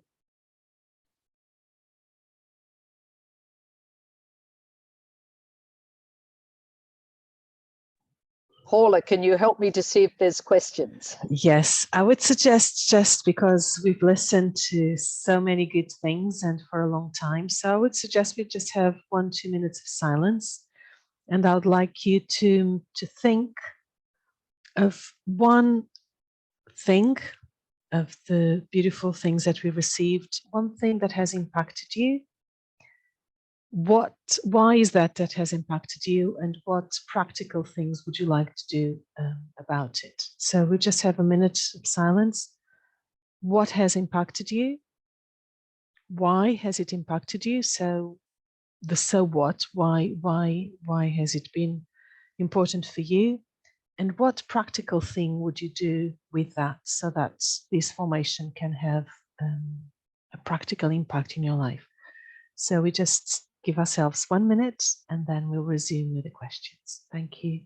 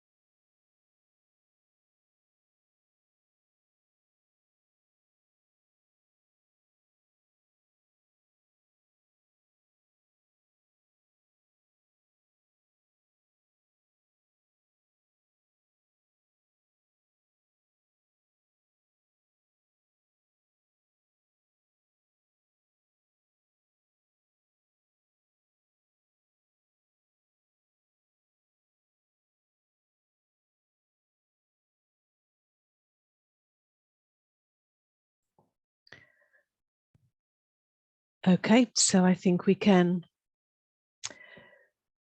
resume. Thank you so much, Marianne. I will not make a summary. You've done a brilliant one at the end.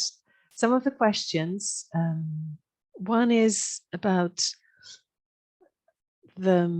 always the reality of the personal and the communitarian. So I will read it. The activities, the community schedules, the rush to solve problems due to insufficiency of members with substitutions and whatnot, the shared spaces, often even one's own room, the cultural differences, it stresses so much.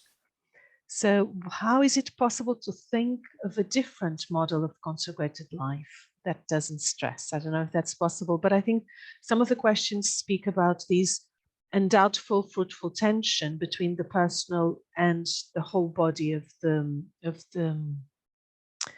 community. So if you'd like to dwell a little bit on that, thank you. Okay, no, thank you very much for that question. And I did mention earlier that some of what I'm saying might sound a bit secular. I'm very aware of community life. And I know that a lot of you are in a community life that has stresses that have been there for years. Some of them are about people, some of them are about resources. We often don't address full on what is the stressor in our communities. And that can erode people. I've just made a note of the word burnout. I haven't referred to that word earlier, but what we know from psychology is that if we don't address things that are causing us stress, or we just think, well, that's just what we have to put up with because we're religious, you can do that for so long. But there's a graph that shows that when there's a stressor, we kind of rise to addressing the stressor, and we live on adrenaline. But you can only do that for so long, and then you just burn out. You just get, it's just too much. And then you cease to be well.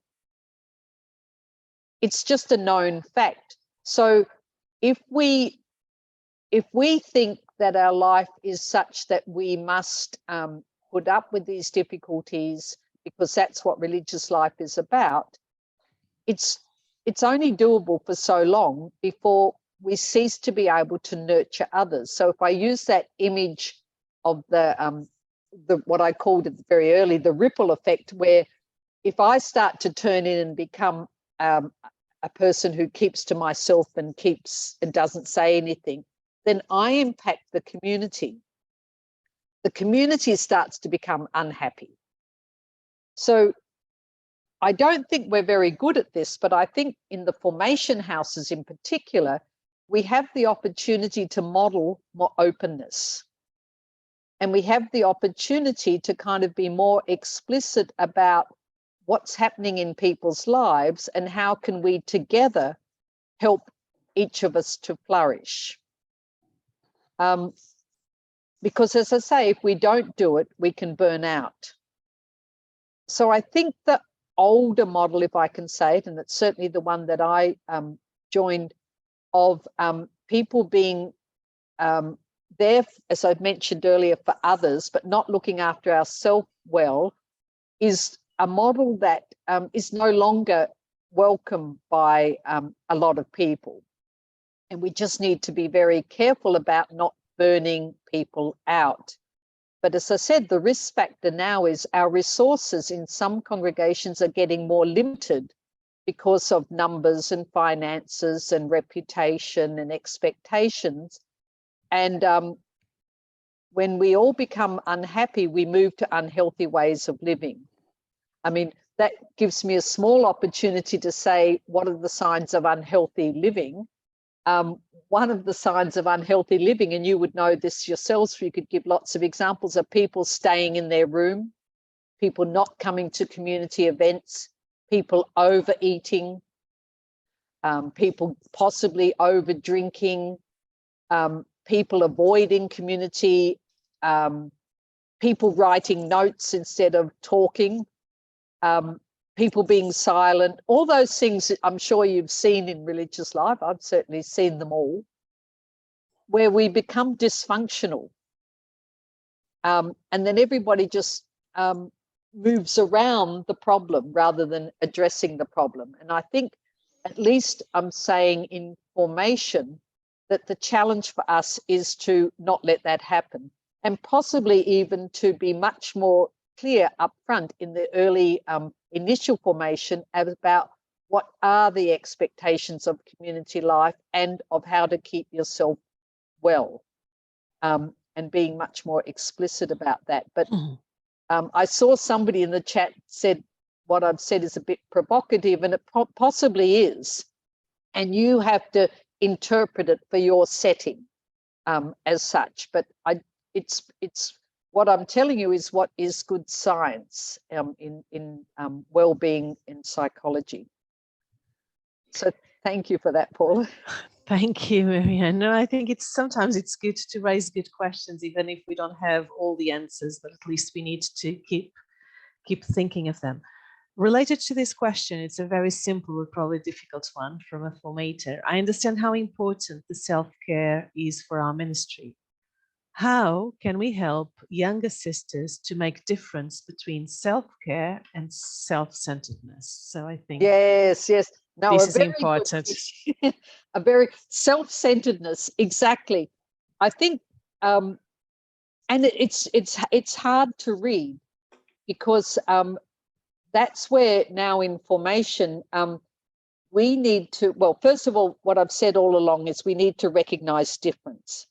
So what I think is self-centered might not be self-centered for somebody else. So the opportunity with some of those tools I've mentioned, if I'm the formator, I would actually take to if I was finding and thinking a new member is very self-centered, before possibly challenging that person on being self-centered, I would talk to a couple of others to make sure I've read the scene appropriately, because it may be that they're not self-centered, but they're different. Or they may be self-centered for a reason that can be challenged because of their own family background or their own recent experience. What is it that's kind of made this person self-centered, and can they be opened up to change? So I'm certainly not about saying we've got to let everybody, every flower bloom, let everybody be whatever they need, because it's like in a marriage, not that I've been married, but or being a parent, it's negotiable. We have to work and negotiate the terms of being together. And so what might be what I perceive to be my needs might have to be lessened, but that needs to be communicated and understood. So a lot of it's about the mechanisms within the community that facilitate us being open about our needs and us being understanding about other people's needs. And I think the self-interest is the concern that people are not listening to the community's needs, but are being much more focused on themselves. And that's the challenge of, that's very much the challenge of religious life now. How are we selecting people to join us? What's their motive for coming to us? Is it consistent with where we're going to be in the next 20 years or 25 years? All of that needs to be discerned. And that's where I would use the wisdom of others to help me as the formator sort of make good programs for the people I'm ministering to. Thank you. It's always a discernment. If we go to the setup of being a formator and being in a formation setup, a sister asks, being in formation setup at times becomes a challenge because it's a 20-hour service, which it's that by nature.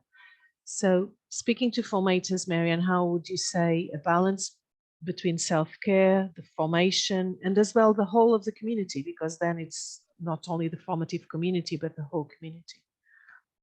Yes, of course, I'm concerned as an individual about anybody who's doing extra hours, because I move very quickly in my thinking to the burnout model. Mhm. So then it's a question of realistically, what resources can I call upon to assist me to do my formation job? Because if I am just thinking, well, I just have to keep doing this and there's so many other demands, as I've said earlier, that can only be done for so long and then you burn out. You literally are not the person that somebody in formation wants to come and sit with and be accompanied by and listen to.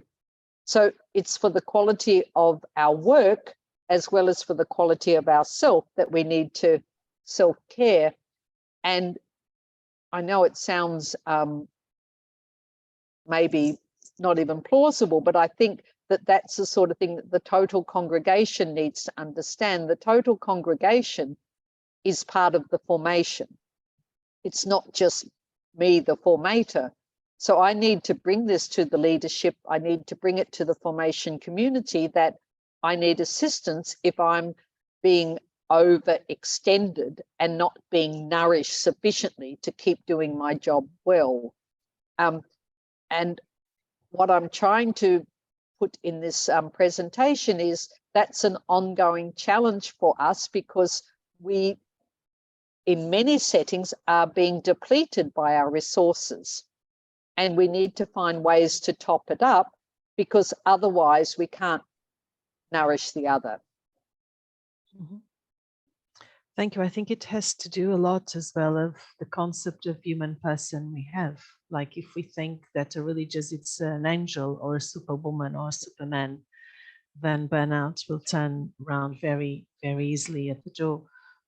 But also realizing that even in the diminishing of the resources we have, we can't do everything we used to do. And also in formation, we need to do what we can and not also what everything it's demanded from us.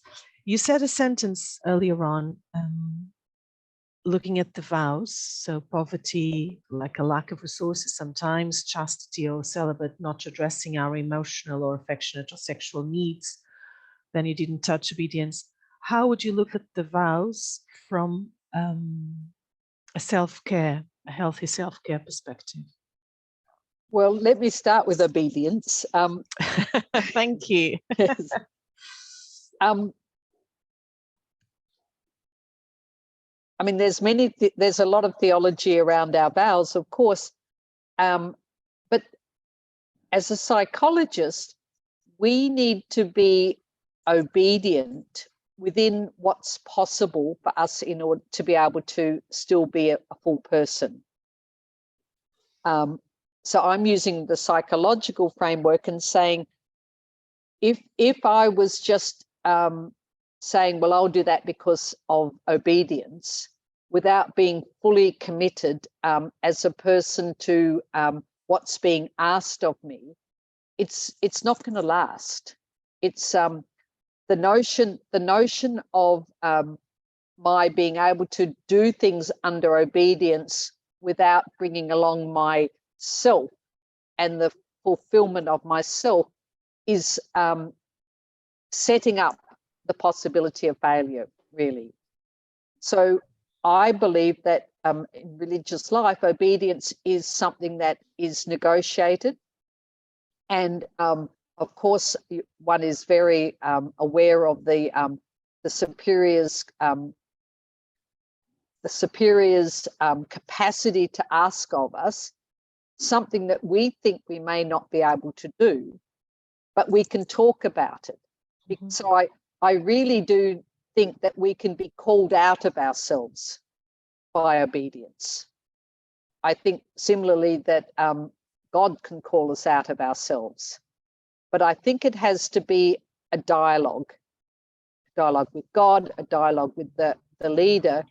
So you'll be pleased to know I'm a great believer in obedience, but I do think it has to be in conversation. I'm using that as a sort of again, a simple term, but if to just be thrust into obedience could be quite damaging. But if you're brought along in the request by obedience, you can be brought out of yourself, and you're selfless. You can be encouraged to be more selfless. I think similarly, the vow of chastity can enable us to be better people, but it does need to be resourced by us having the opportunity to be expressive in our emotions, in our creativity, in our generativity. So that need doesn't go away with a vow. It needs to flourish other ways. And again, people will vary. And similarly with poverty, for some of us who are very poor already or in very poor settings, the invitation to be poor is can be quite a challenge because we interpret it differently. But if we have a much more open sense of poverty, of engagement with our own poverty and what the poor give us to know about who we are, then I think it's very, very different. So I'm obviously not a theologian, I'm a psychologist, but I think that there is an invitation in the vows to make us much better people. But I just think we need to be nurtured within the vows in order to know that and to experience it. Thank you very much. There's something that follows from what you just said, which I would put on two poles. One, it's individualism on one side. Another one, it's self-denial that we so much heard in our formation. So how in a community where sometimes there's these poles, how to help all the sisters that were formed in a climate of emphasize self-denial to understand self-care, and how people that are more individualistic can also understand self-care. So, okay, it's a great question. What it makes me immediately think about is generational work, because if we are in formation, I think the understanding of self-denial is very different for the present younger generation than in the past. But also, it depends very much on the culture of the community, etc. What I'm saying is self-care. The invitation in self-care can still be for self-denial or to be pulled out of being selfish. mm-hmm. But it's to do with how we the environment that we do that in, so that it's a safe environment for the person and they're not left unnourished.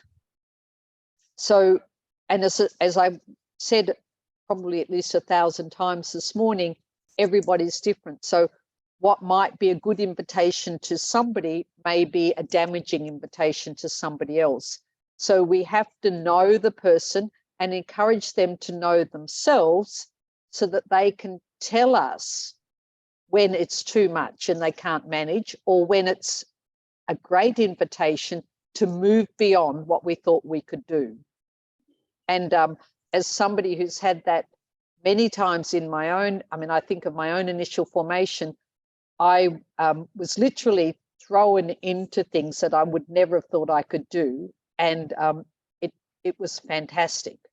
So I'm certainly not denying that formators can have that opportunity, but you need a safety net so that people can swim and not be overwhelmed. And it's the safety net of communication and of insight and of the formator themselves having supervision so that they're aware of what they're doing and why they're doing it with the people that they're doing, the opportunity for the person in formation to speak about their own experience and what it did when they were called beyond what they thought they could do. It really needs a very sound environment, which means that people, formators, need to be continually nurtured themselves so that they can keep rising to this opportunity. Yeah, that needs, as you were saying, a lot of listening, a lot of dialogue, a lot of accepting differences and moving forward together. There are two other questions which probably will be our last, but I would like to bring them together and give them to you. A person speaks about community resources, but if there are community resources but no personal resources, that's as well a gap. And another sister says, can we change personality? Can we change psychology? How this path of self-care will enhance and probably make us change as well in our own capacities and personality. Just to address the latter one first, our personalities do evolve. So we're not stagnant.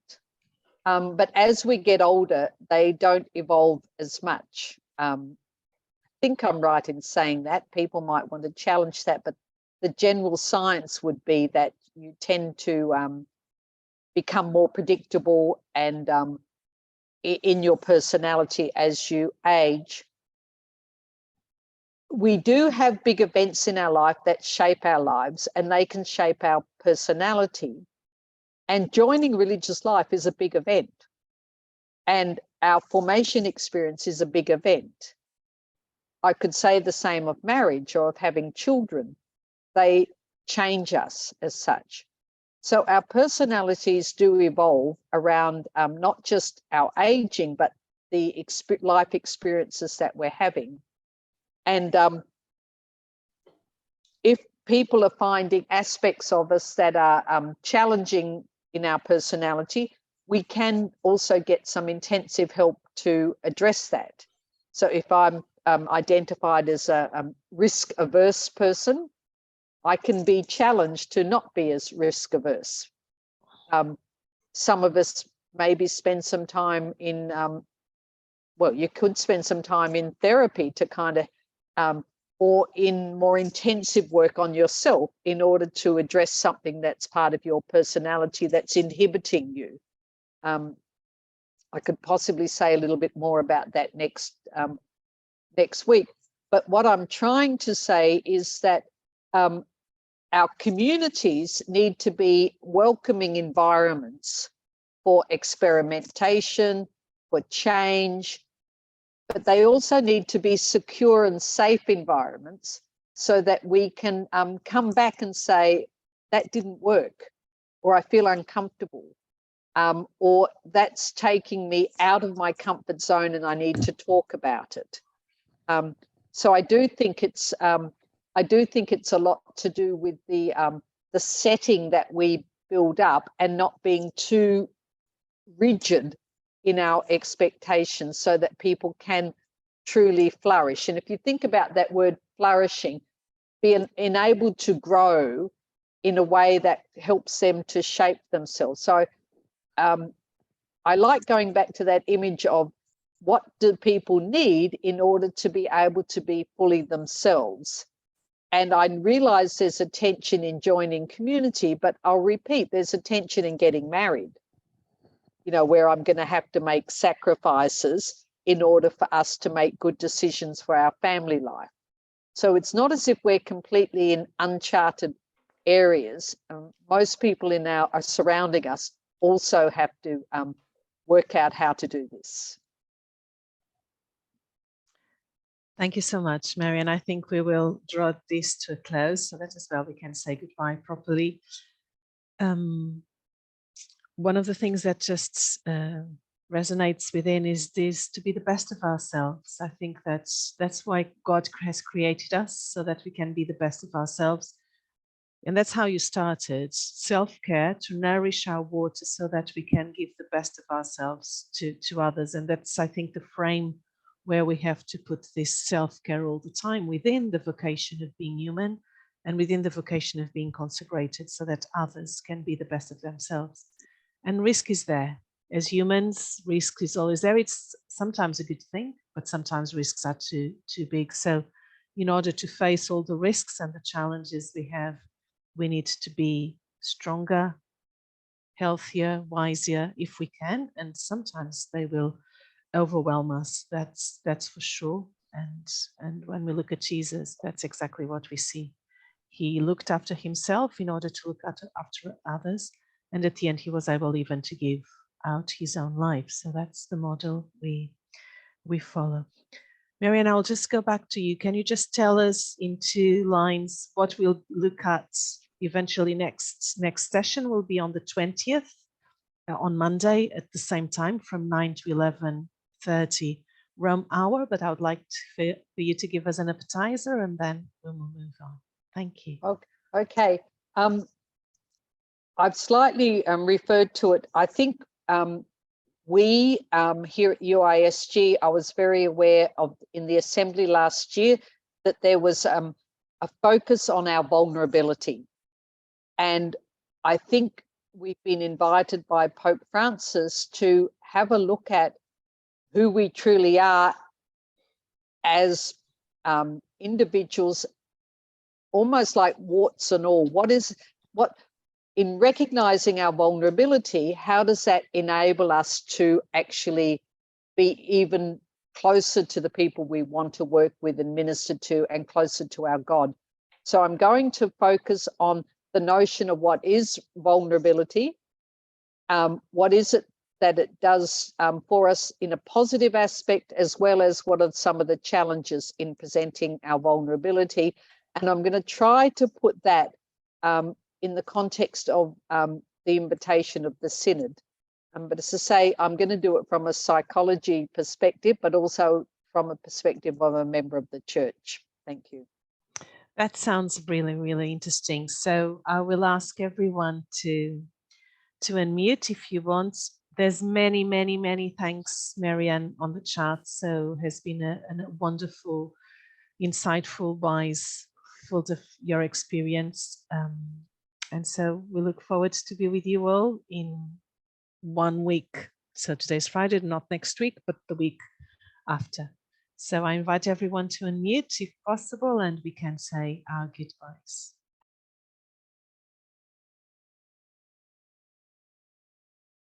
I will start this meeting again, thanking you all to be with us another time.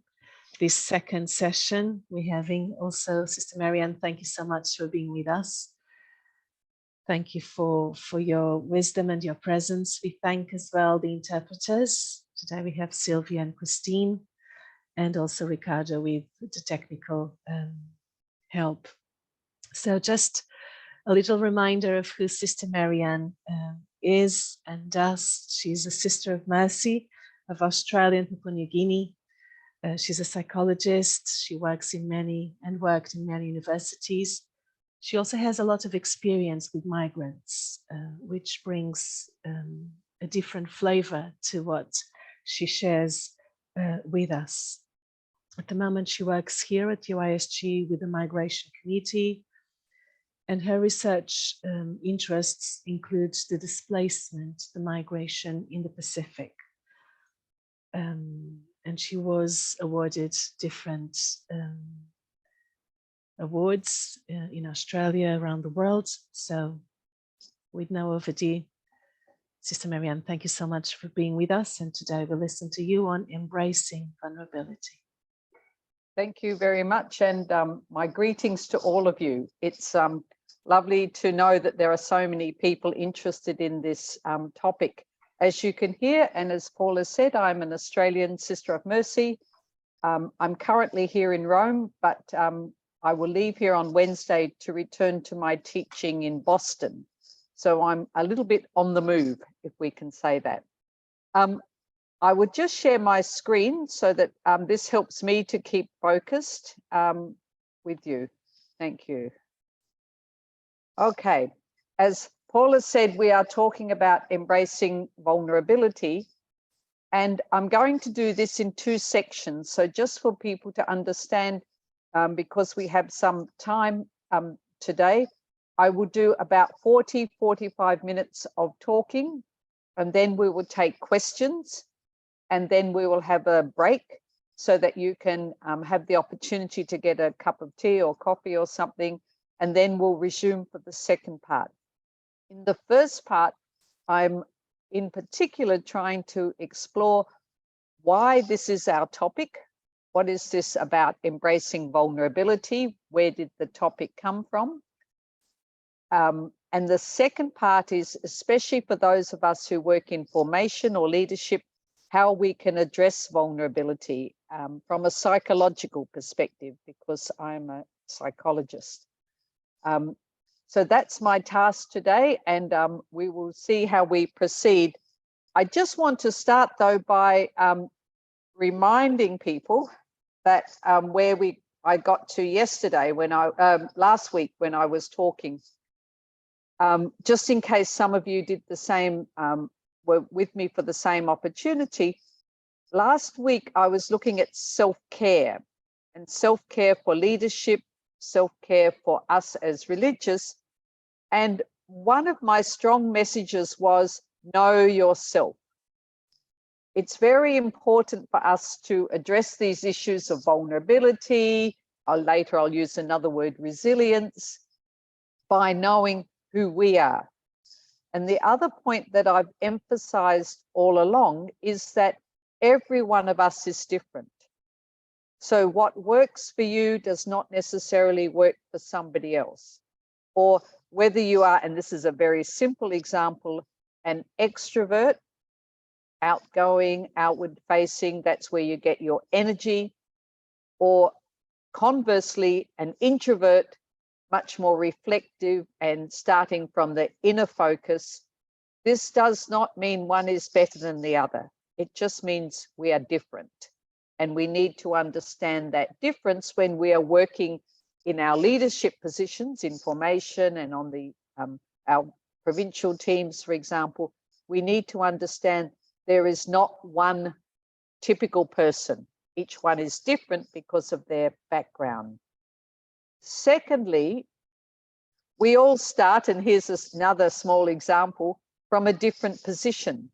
This is a glass, and we often will talk about, just do people start by thinking that the glass is half full or half empty? This is more the people who are optimistic or the people who are pessimistic from our starting position. And you might wonder, how do we have so many differences in where we start, even though we're in the same world, same congregation, maybe even the same novitiate? A lot of that is to do with our previous experience, our education, our genetics, our intelligence, and our personalities. And this combination ensures that we start from a different place. It doesn't mean we stay that way, and we can address different issues differently over time and with different experiences. So that's a brief summary of where I was talking last week and what we can do to understand difference. But today's topic is vulnerability, which is a good topic for us. Why? I want to start first of all with our world. You will see here, I have the copy of a report that comes out annually from the United Nations. This came out in about October 2022.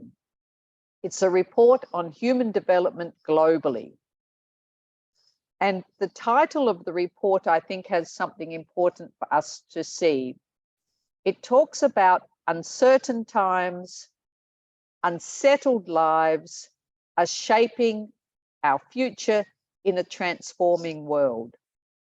So I'll say it again, uncertain times, unsettled lives, shaping our future in a transforming world. So when earlier I talked with you about who we are, know thyself, what's important for us also to realize is know our world, know our environment, know our setting, because the setting also is shaping us. The setting is also informing us. So while I've said personality is shaped by many things, it's also shaped by our experience and our world, what I will call the external factors that influence who we are and that influence also what we can do and what you can do in leadership. Just to explore this a tiny bit more, and I don't expect you to read this, but what it was saying is it was paint that our world in the report, and this is just from the summary, paints a picture of a global society, so our society, lurching, moving from crisis to crisis. And it risks, our society risks heading towards deprivation, poverty, and injustice. So this was written in September. So it's now, 5 months since this report came up. And it also explains that our world's insecurity has been more recently shaped by what they call global disruptions. And of course, the first one is the one we have recently known and still are knowing, the pandemic. But it also talks about the Russian invasion of Ukraine. And then it talks about dangerous planetary changes. This is another way of saying climate change. And massive increases in polarization. People who think they are right and others are wrong, that the right needs to be adhered to and the left is not doing what they should be doing.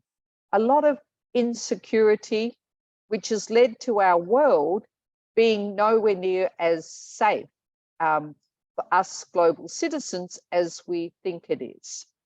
Now, I'm just going to explore this one more time. They paint a picture.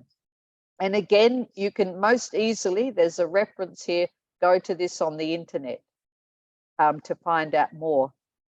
But you and I would know that in our societies, even just with the pandemic, there's been a lot of discussion about the mental distress the pandemic has caused, especially for young people. So the mental distress, increased levels of suicide, for example, increased numbers of people needing assistance. I've mentioned climate change, and our world has had a lot more events. I know right now New Zealand is having cyclones and people dying. The earthquakes, of course, the terrible, terrible, terrible earthquakes in Turkey and Syria are not part of climate change, but they are part of just our disasters. And there is a science about disasters being linked to climate, but that's not my space. But we do know that disasters can completely disturb whole nations and regions. They also talk about children in conflict zones, people feeling more insecure. So I could go on and on. But why am I mentioning this? I'm mentioning this because when we, sisters, look at vulnerability and we look at embracing vulnerability, it's not just for us to look at it in our congregations or in our personal life, but we are shaped by a vulnerable world, a global world that is escalating, if I believe this report, people's insecurity. To say a tiny bit more about that, it's a lot to do with what I'm going to call our connectedness. So I've already started by talking about our environment when I mentioned climate change. And of course, as you know, our church has invited us deeply into understanding much more our environment. Laudato Si has set us front and center on this topic, but how much we are influencing and how much we can shape our environment. And the call to many nations now to reduce our carbon emissions. So we are connected with each other through our environment, through what's happening in New Zealand, through what's happening in Syria and Turkey. We are connected. We know people, our environment is shaped by the response. the politics, as you know, and I'll just use the example of Ukraine and the conflict there, but there are many conflicts in our world. We don't have to just solely focus on Ukraine. There are some conflicts that have been going on for decades. Our nations that we are part of are involved politically in some of these conflicts on different sides. And that also is a tension for us. I mentioned our economies. The cost of fuel is everybody knows the cost of food, the cost of fuel has increased as a result of many of these factors, the pandemic, the environment, the war, contributing to our instability. Then I come to our communities. Our communities as religious women, we are embedded in our society. We are embedded in our village, in our town, in our neighborhood. So what's impacting our communities is impacting us. And our communities are impacted by all of the factors above. And lastly, I just want to talk a tiny bit about our church at this stage. We are also connected through church. And as you know, and I know, in recent times, our church has had a number of expressions of vulnerability. And our Pope Francis is very strong on us knowing this. So I don't want to focus too much, but in some parts of the world in particular, our church has been brought to its knees by its reputation around abuse. And that in turn impacts on us and impacts on our reputation because of our connectedness. So again, why am I giving you all this background? I'm giving you this background because when we embrace vulnerability, it's not just personal vulnerability. It's our world's vulnerability that we are invited to embrace. Let me take that a tiny bit more. This idea, I did some research. Why has UISG been focusing on vulnerability? And it was not hard to find that at the last meeting, the last major meeting of the major superiors, the then president, Sister Jolanta, she spoke very strongly about what I've just spoken about, the pandemic and the fragility that's brought about. But she also then made the link to us. Religious life too, she said, is vulnerable. And you can see I've circled that. We are going through a moment of crisis and of transformation. Now, you and I might think, why? Well, I want to first of all go back to what I just said earlier. We are part of a global environment that is also experiencing vulnerability. So this moment of crisis should be no surprise. And Jolanta has focused it, has brought it to our attention. She also, and I'll just come down to the second paragraph here, she says, every religious family needs to respond to the cry of God in the needy and the fragile. But she's challenged us by saying, we religious have placed ourselves on the side of the needy from a position of power. So what she did in her presentation was ask us to look at the vulnerability that religious life is experiencing, to examine why we are in a moment of crisis and what that looks like, but in particular, to examine where in the past, when we have engaged with the people we are called to, have we engaged as people of equal vulnerability, equal poverty, or as she says, have we engaged from a position of power? Now, again, it's possible to explore her talk further. I found it very engaging. But I think what she means by this is us resting on the authority of the church, which we are strongly part of our ministries, our hospitals, our schools, the parishes we are part of, the resources that we have had historically as sisters, our reputations, our charism, that this now is, as I understand what Jolanta is saying, a double-edged sword.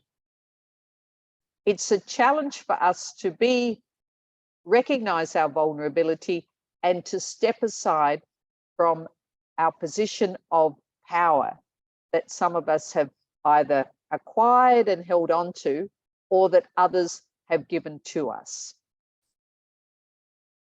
Just going to take this a tiny bit further, because we also had Sister Mary John here at UISG, who's Sister Pat's Deputy Secretary, at the same conference tell us a bit more. And I found this equally helpful.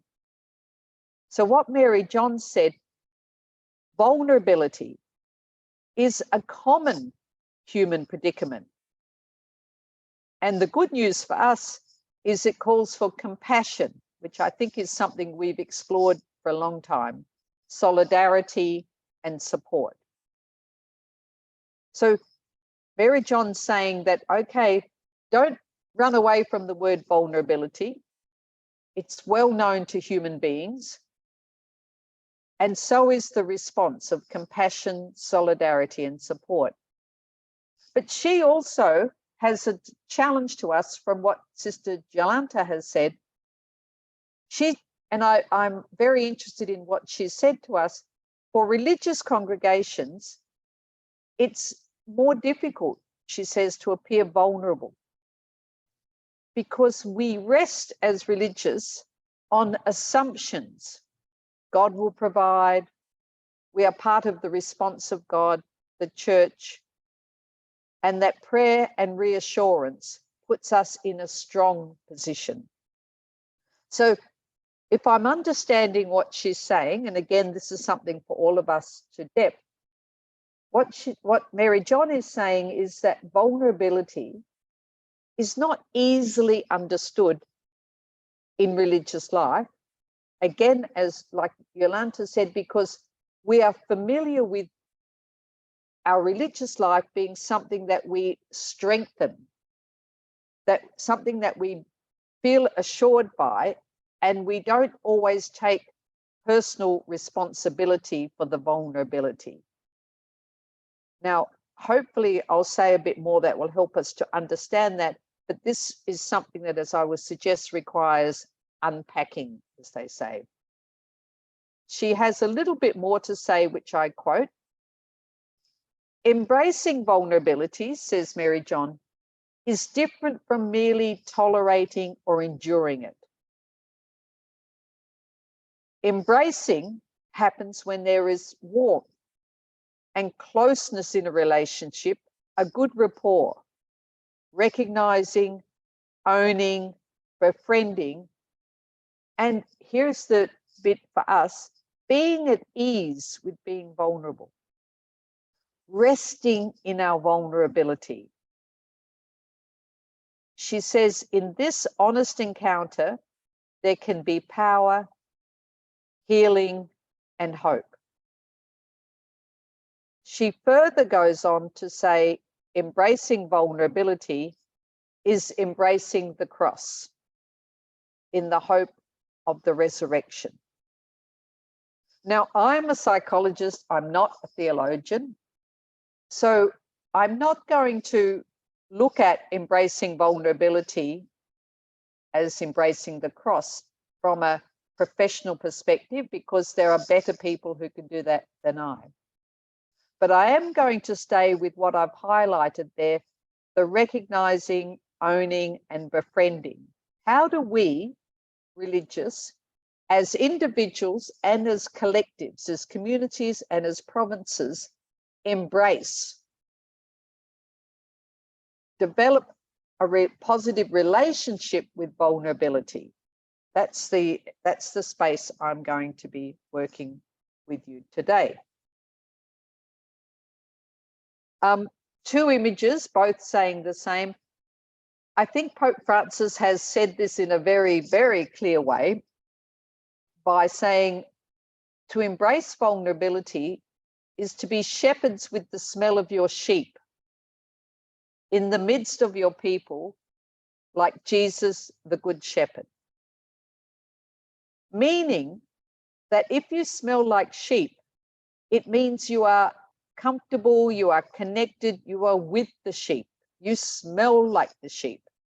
Now, most of us, I suspect, are not farmers or people with sheep, but my interpretation of this is that this means that we are very close to the poor and to those we minister to, so close that we are with them. And that is something that Francis has continued to call us to from our positions of either having influence, finances, ministries. How is it that through these instruments, we can be truly with the poor? And here again is another image which some of you might have seen where it makes more explicit again what Francis is saying, where he literally has a lamb on his shoulder. Okay. So let's start. What is this vulnerability that they are talking about? And I looked at the dictionary, very simple way of finding out about vulnerability. And as you can see from this definition, it's a noun, and it's the quality or state of being exposed to the possibility of being attacked or harmed, either physically or emotionally. So you might think, oh my goodness, I'm thinking, oh my goodness, embracing the possibility of being attacked or harmed. This is a big request. But you know, for religious, I'm not so sure it's as big as we might think. And I'm just opening up yesterday's gospel, because when I was at Mass yesterday, still pondering a little bit this presentation while attending at the Eucharist, I heard in our gospel this. But I say to you from Matthew, offer no resistance to one who is evil. When someone strikes you on the right cheek, turn the other one as well. And it goes on. So for us, if I can say it, I think embracing vulnerability is a very big challenge. But I think through our faith, it's something that is not unfamiliar. It's something that we have been brought to many times in novitiate, in religious life, in ministry, to confront our vulnerability. This doesn't mean it's always easy, but it's familiar. And in turn, that means that we know, or if we know ourselves well, we can come to know what that means for each of us and what it means for the people we are accompanying. If I look a little bit further and I ask the question, is vulnerability countercultural? If you look at a thesaurus, it describes vulnerability as danger, dependence, exposure, infirmity, instability, jeopardy, liability, peril, weakness. These are all things that most of us want to run from. So to be vulnerable, is it countercultural? Is it what most of us don't wish to embrace? Is it bad? So I've done a tiny bit of thinking again about us and how we are wired, if I can use that expression, how we as human beings are made. The first one I have up there is from evolutionary psychology, which is one of the models of explaining our behavior. And one of the things we know is that when we are put into a dangerous situation, before we think even, our body prepares a response. This is to do often with just literally with hormones, neurological pathways in our brain Some people say it's what happened when we were living in caves, fight or flight. Do we run or do we fight? It appears from evolutionary psychology that our brains and how we as humans have evolved have been, and I use this expression, hardwired, have been attuned. The muscle of our brain is wanting to avoid pain. So we prepare to run. We don't want to be in danger. And when you think about our cultures, as we've evolved, our cultures have also shaped our response to vulnerability. So I've put there, think about your own culture. And just a small example, the role of tears. I was talking to some young women last week, and we were exploring when we talk to people who have very distressing stories, we also often want to cry. And how do we in ministry have a professional boundary and not become overwhelmed ourselves? But you and I know that different cultures have different interpretation of tears. And then I've put, if you have a gendered perspective, we even have a deeper complexity as to how we see vulnerability if people are crying and they're men or women or older or younger. So even when I'm looking at vulnerability, I have to really think about what is it that we have been as human beings sort of shaped as through our evolution, but also through our cultures. And then the last thing I've said is think about your own upbringing. Some of you have had upbringings or parenting where to be vulnerable was okay. Sometimes it depends on whether you were number one in the family or number 5 or the middle child. It depends on your parents and their relationship with the grandmother, the grandfather, the wider family. So even how you and I interpret vulnerability is going to be different.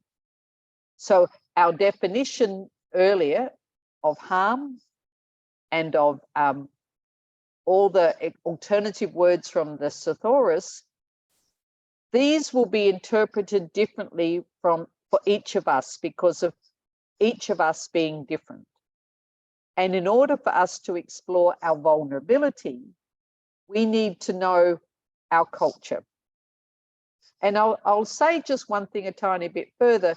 When I talk about culture, I'm also talking about the culture of the congregation, not just the culture of your country. So if Sister Yolanda asks us to explore our position of power, and Mary John and Yolanda ask us to look at our vulnerability in religious life, what is the culture of our religious life in terms of vulnerability? What happens if we say to our leader or to our novice mistress, our formation mistress, that we are vulnerable, that there is something in our life, mental health, relationships, our way of living, that increases our vulnerability, makes us feel insecure or at risk? How does our congregation respond? What's our congregation's interpretation of vulnerability?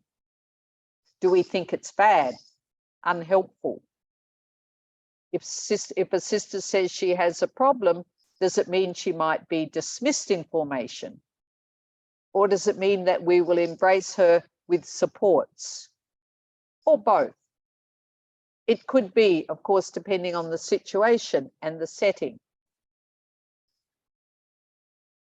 Okay. I hope this is making some sense. I will just talk now for another 10 or 15 minutes before we then have the opportunity for some questions. So I'm now going to turn to a social worker, actually, an American social worker called Dr. Brené Brown. She has done a lot of research into this idea of embracing vulnerability. So I've been looking at, in the field of social sciences, what does it mean to embrace vulnerability and what are the components? And I've found myself continually coming back to Brené Brown, and certainly you'll be able to do a lot of work after this by looking at her name on the internet. There's a couple of YouTube videos of her speaking, which you might find helpful. But she says to be vulnerable is to be human. So when we talk about embracing vulnerability in religious life, we are talking about being more human. If you want to live, this is a quote, a more daring and creative life, embracing vulnerability, self-worth, and overcoming shame, Brené Brown will say we need to live courageously. Now, you and I might think, oh, religious life has been very courageous for centuries. And I think that's true. But as I say, Sister Yolanta has challenged us to say courageous from a position of power or courageous from our point of vulnerability. So living courageously seems to be something important for us to explore. You might wonder, how does this Dr. Brown find her theory? If you look at her videos, she tells us that for 6 years, she interviewed many people, and asked them about their vulnerability to discover the elements of vulnerability in people's lives. So she's been doing this for many years, and as she's done it, her research has matured. She also introduces another word, and I want to also introduce this word, which I've highlighted there, resilience. Brené Brown sees vulnerability also, and I used this expression before, as a double-edged sword. On the one hand, it puts us at risk of mental harm, physical harm, by the very definition of vulnerability. But on the other hand, embracing vulnerability, according to her research, is an opening or a gateway to being more resilient. To people who are able to, in the term resilience, I'll talk about in a minute, bounce back, to be creative, to be transformed by our experiences. So the challenging question is, how can we use vulnerability for us rather than against it? How can we stop it being a threat or a harm and embrace it so that it can enhance us? It can make us more resilient. Here's my definition of resilience again: the capacity to withstand, to recover quickly from difficulties. It's a certain toughness. So again, if I go back to the UISG and the conference last year, what we are being invited to is to, okay, we're in a global society that is lurching, moving from challenge to challenge.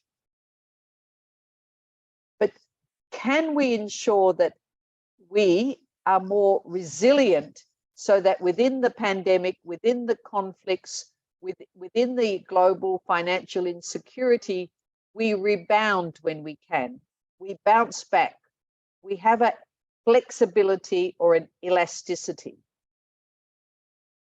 That's the call. So they're saying that vulnerability can be a risk, but it can also be something that can be enabling. Now, again, I just want to say a tiny bit more, and I found this another helpful thing for us to think about. So as I introduce this concept of embracing vulnerability, a family therapist, so somebody who focuses working with families, Lisa Oliveira, has said, well, let's look at this in terms of a hierarchy. There's vulnerability where, and again, I'm sure all of you can relate to this, vulnerability when we are working with the most trusted people that we know. I don't know, I have to stop my computer from talking to me. I found this on the web because sorry, this is quite interesting, but my computer has decided, my other computer decided to talk. No, so with this, many of us, and if you think of husbands and wives, parents, they can be vulnerable with a trusted person. I think that's something we're familiar with. Some of us are able to be vulnerable with a few trusted people. We can tell them about our weakness, our threats, our concerns. But fewer and fewer of us can work with a lot of people and be vulnerable in your community, in the wider congregation, and then in the world. So what Lisa is saying is that at different steps of our world, vulnerability has different implications. And I think that's just helpful so that we don't sometimes think, oh my goodness, I have to be completely vulnerable to everybody. There are different ways and different comforts in vulnerability.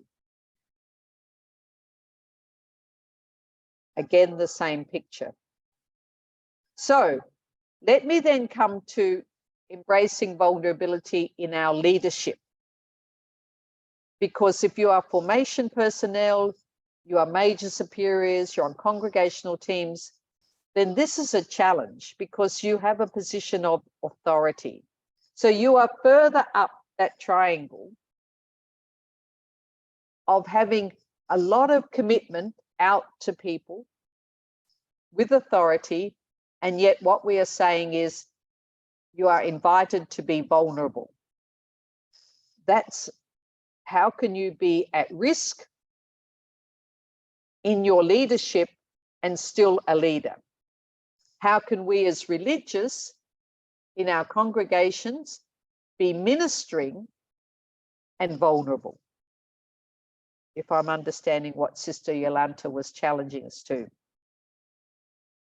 And again, here's some work here from different people, mainly from, not from religious life, but from business. Here we have a woman, Marilee Kern, and she's suggesting in leadership to be vulnerable is the new normal. It's encouraged. Where business leaders are applauded for embracing vulnerability. So if you think about the big people who run the big businesses in the world, the big IT, the big economies, the big oil companies, you can even think about governments. What she's suggesting is a new normal is being embraced, where if they show vulnerability, they are applauded. We'll come to a bit more about that. Then we have Sigmund Freud. You'll all know of the Freudian psychology, where he says, and he said this more than a century ago, out of your vulnerability will come your strength. Meaning, if you are vulnerable in leadership, you can be strong in leadership. And I've put there some of the areas that we know this through: self-improvement and personal healing. How through us embracing our own vulnerability, we are able to engage in leadership. Couple more things. Melanie Keane goes on, and she explores why vulnerability is a virtue, not a risk, a virtue in leadership. Now, there's a word that I've used earlier that has come back from her work, because vulnerability can make us be seen to be courageous. It takes courage to say we don't know. It takes courage to say I need help. It takes courage to say I want to work with the team because I don't have all the skills necessary. She also says that a vulnerable person in leadership can be approachable because they appear to actually be somebody who might listen or who can talk. If I have a vulnerability, to go to somebody who's revealed a vulnerability makes them more approachable. And related to that is relatable. I can see that my leadership and other leaders, I can relate to them because they are not 100% perfect. They have flaws. They have problems that make me think, oh, maybe I could be called to some leadership, even though I'm not perfect. I can relate to their leadership. Often also people who are, according to Marilee Keane here, who are vulnerable in leadership are optimistic, the glass half full, because they have seen how people can rebound. They have seen the smell, or I shouldn't say seen the smell, they are close to the sheep. So they know what is possible. They have seen how people can rebound. They can be humble because of having had to explain and explore their vulnerability. Transparent, it's not a secret. People know there's a weakness as well as a strength in this person's leadership. They're often perceived to be grounded, more on the ground, more known as somebody who is relatable to, as I've said above. And finally, they're also perceived to be more human. So what Marilee is saying is that in leadership, if we embrace our vulnerability and people come to know our vulnerability as leaders, that this opens up a whole other avenue of engagement because people see us as more human. Now, if I come back again to the earlier discussion about us as religious congregations, we can possibly use the same reasons. If people see us as humble, grounded, approachable as religious congregations, it can be a strength. Whereas in the past, as Jolanta said, the challenge has been that we have hidden our vulnerability behind the language of we are people of faith, we are come from a strong position. Now, I'm nearly ready for the question time because I've said a lot and it's 45 minutes.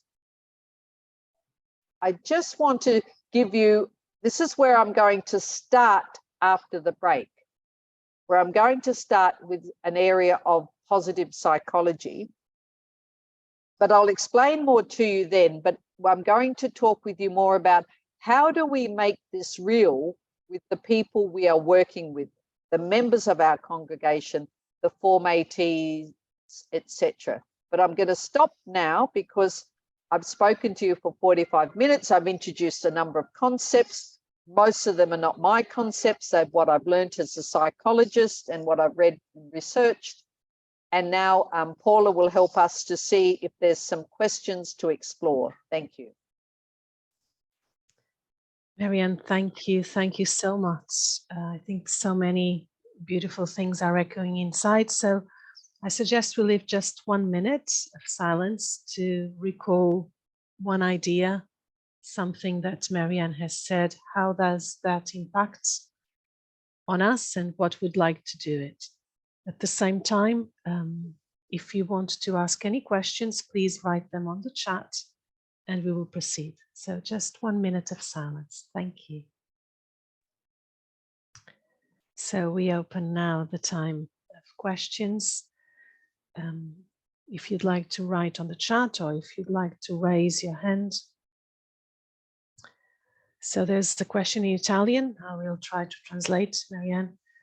Vulnerability, seen positively, it's certainly a big richness, a huge richness. But it's not easy to share when the vulnerability is something traumatic. So how can we do it? Thank you. Thank you, Madre Rosa, for this question. Thank you very much. The word trauma is a very big word in mental health. It's a word, and especially when you think about the people that we minister to, we use and hold the word trauma for people who have been completely overwhelmed. So I'm thinking right now of the people in northern Syria, for example, where the devastation has been so profound and the family loss has been so profound. But one of the issues is that we also know that many of the people in northern Syria and other countries are functioning. They are surviving. They have, and I'll use that word again, displayed their resilience. There's another term that's coming up now in the literature about survivability. So people display enormous strengths in their vulnerability.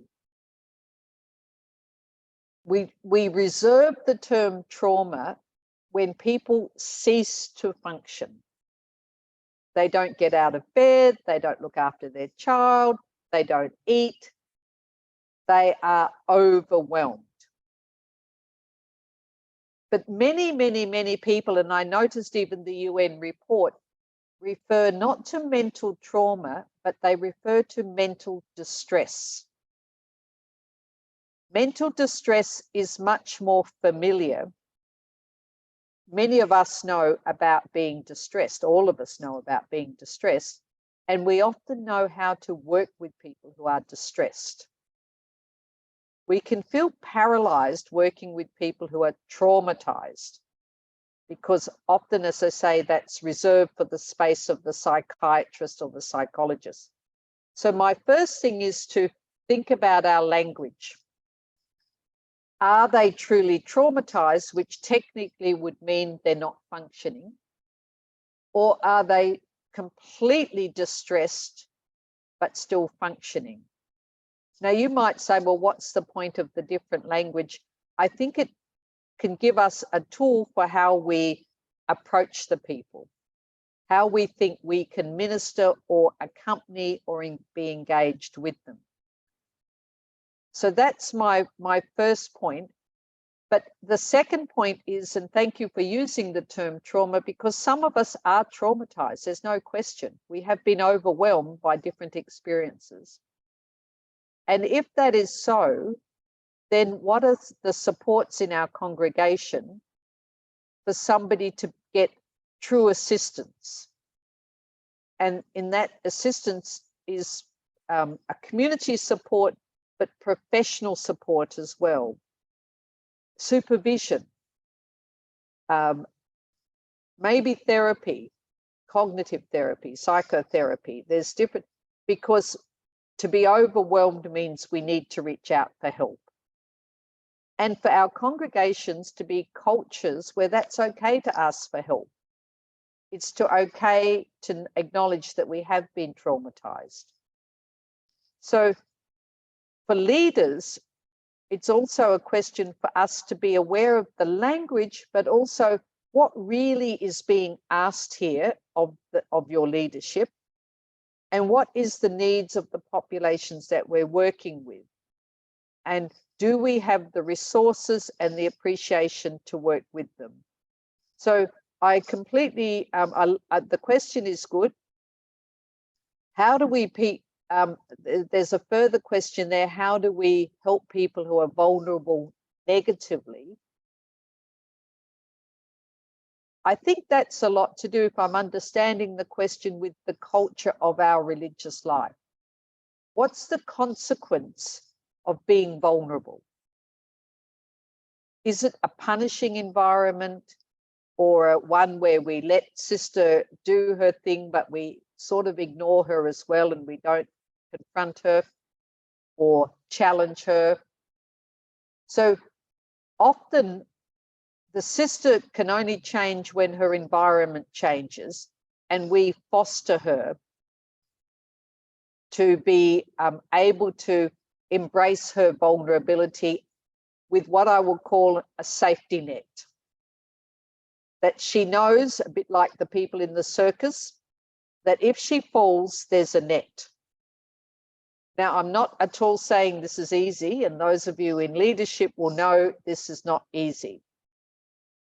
But we do know that when somebody is increasingly vulnerable, that we can actually offer them some supports, concrete supports, that will assist them to confront their vulnerability and possibly assist them to rebound.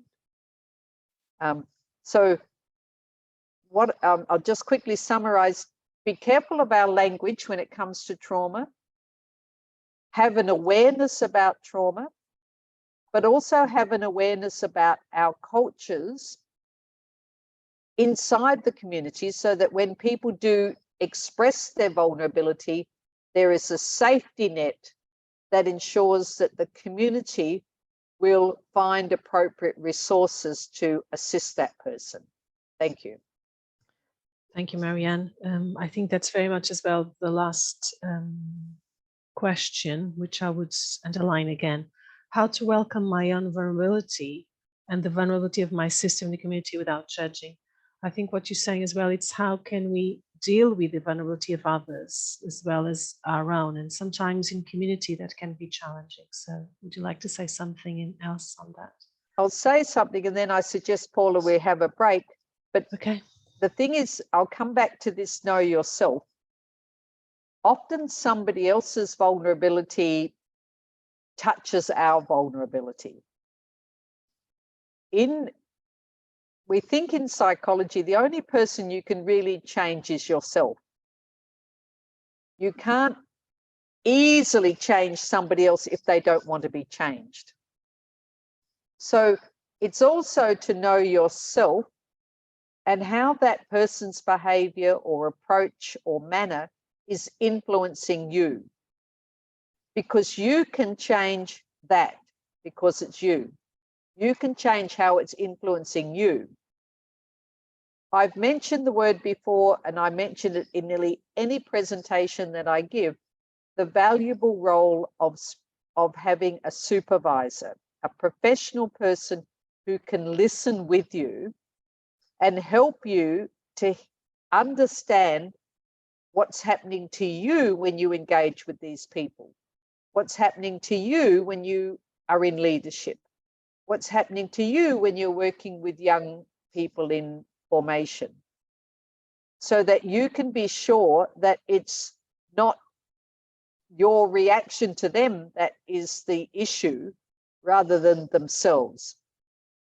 Know your vulnerability and work on your vulnerability of embracing it. That alone can help you very much to engage with others' vulnerability, and also to assist in, as leaders, to shape what's needed so that sisters can be vulnerable and use that as a strength for our ministry and our religious life. So I'm talking a lot. Some of it you might sound, well, this is very theoretical, and believe me, I know a little bit because I do live in religious life and community. but I'm going to suggest, if it's okay, because we've gone now for 1 hour, I'm going to suggest a 15-minute break. So Paula would give you some instructions, and then we'll resume in 15 minutes, where I want to talk a little bit more now from a psychological perspective about how we can work with embracing vulnerability with ourselves and with the people we live with and minister to. Thank you. Marianne, thank you so much. I can tell you this is not theoretical at all. I'm sure that all of us relate also in our own experience of religious life. So thank you for your wisdom. So as Marianne has said, we'll have 15 minutes. So we'll be back a quarter of an hour past the hour, whichever hour you are in. Here in Rome, it's 10 o'clock. So we'll be back at 10:15. So take this time to rest, and I'm sure to allow things in your brain and in your heart and in your body to continue to journey with you. So please don't leave the meeting, just switch off your video if you want, your mic, they are muted, and we'll be back 15 minutes after the hour. Thank you so much. So sisters, if you'd like to come back, we will resume our session. I hope everything esté ya a punto y empezamos. Solo no escucho la traducción francesa. Sorry, I'm speaking Spanish. Okay, now thank you so much. Sorry, my brain sometimes goes from one place to the other. It's my strength and my vulnerability. Sister Marianne, over to you. Thank you. Okay, I hope everybody enjoyed their break, and it's been an opportunity to reflect a little bit about what I've been talking to you about. I just thought I'd start with a story, small story. I was, some of you might have heard this last week if you were listening. I was in Cambodia a couple of weeks ago before coming here. In Cambodia, I was with the Jesuit Refugee Service and with the staff of Jesuit Refugee Service, who are many people who were themselves affected profoundly by the genocide that happened in Cambodia in the 70s. And now they are people in a very poor country. A lot of them have disabilities, and Jesuit Refugee Service focuses on people who've been victims of landmines in particular. So I had the chance to travel with them. They're with their wheelchairs and with their crutches, and they're remarkably agile, going around helping other people to do small farms, to do small gardens. But one of the discussions I was having with some of the Cambodian people is when Pope Francis started coming now in a wheelchair, they thought that was fantastic. They could immediately relate to somebody who now needs a wheelchair. And it's really picking up on the what we were saying earlier about leadership, the relatability of the Pope, who, as I said earlier, encouraged us to smell like sheep, but for him to also show his own human weakness by coming now to audiences and to around the world in a wheelchair. And what that does for people who have a physical vulnerability, the Cambodian people told me was quite profound. And then just at the break, Paula and I were talking about Pope Benedict and his capacity to say that he really needed to stop being the Pope because of his own weaknesses, his own vulnerabilities. So we've had some remarkable leadership from our church in vulnerability that I think, as going back to the quotes from Mary John, etc., pardon me, have me. Paula, can I have some water, please? Of course, I'll bring you a glass of water. Pardon me. But have shown us strong leadership. My voice recovered.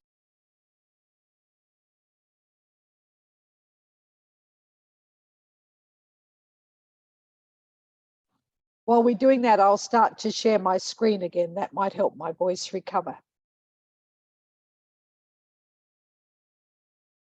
Okay. Thank you. Yes, I can feel my voice getting stronger.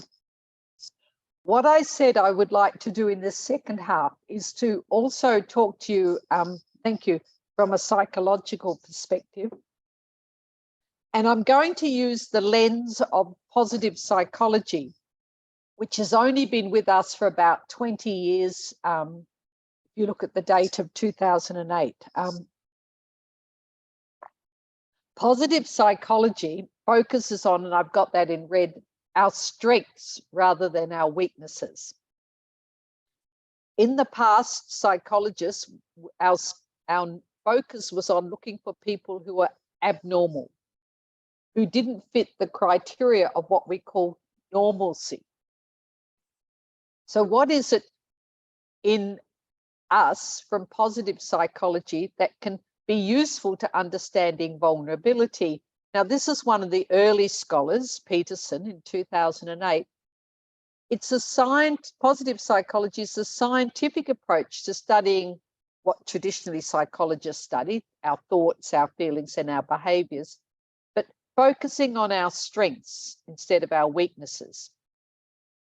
Repairing the bad, building the good, and taking the lives of average people instead of focusing on those who are struggling to normalcy.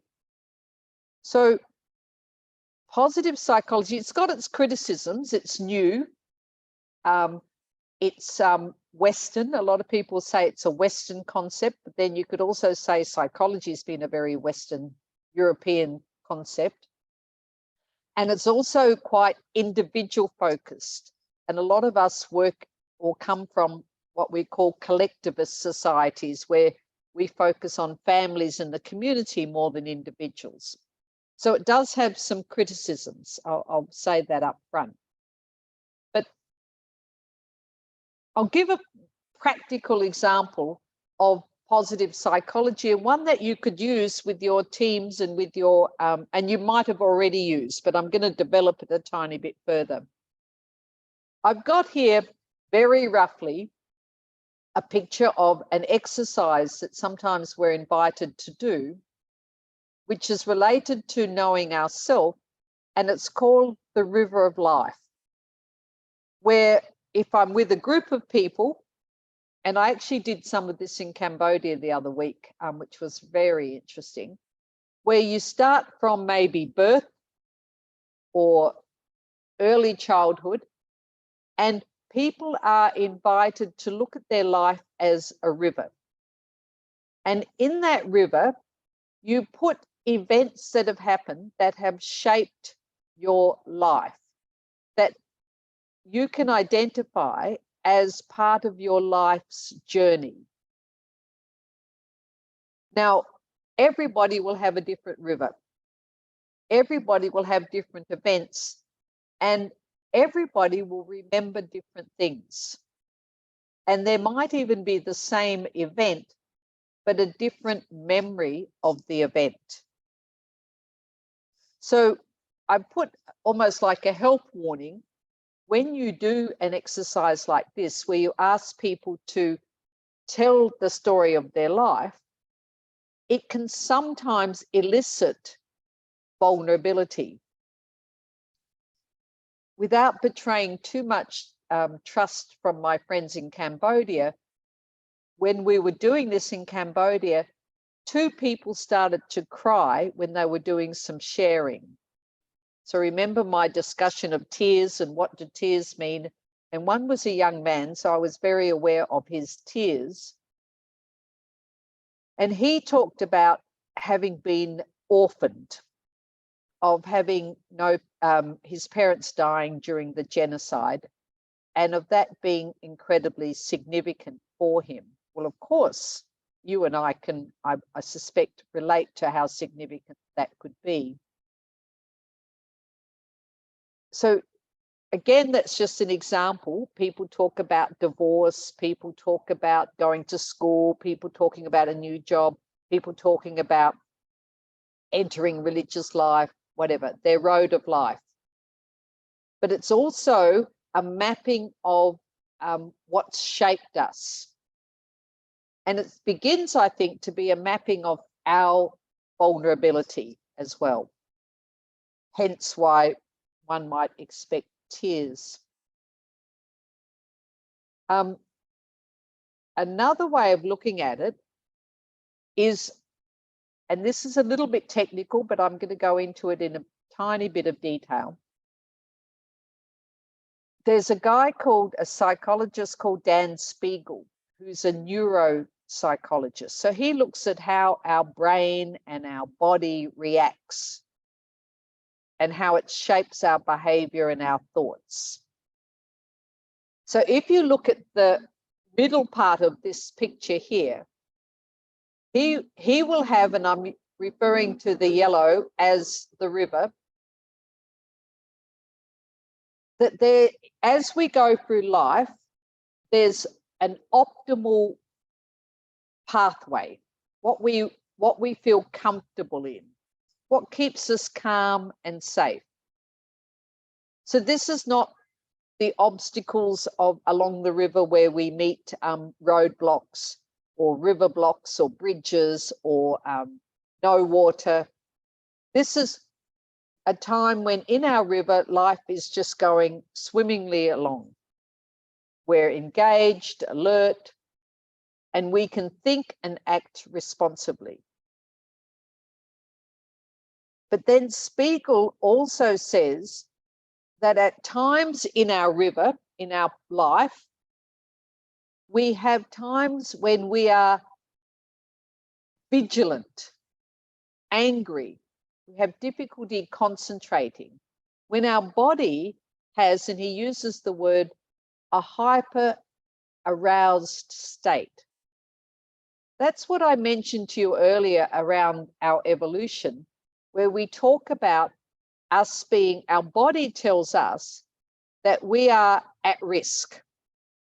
So when I'm talking about vulnerability and I'm exploring with somebody their river of life or their life, and we come to different stories and people start to become emotionally reactive.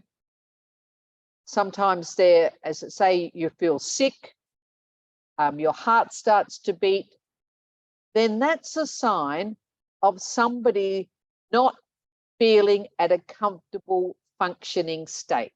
And you know that. You know what can, and a term that we sometimes use is the word trigger.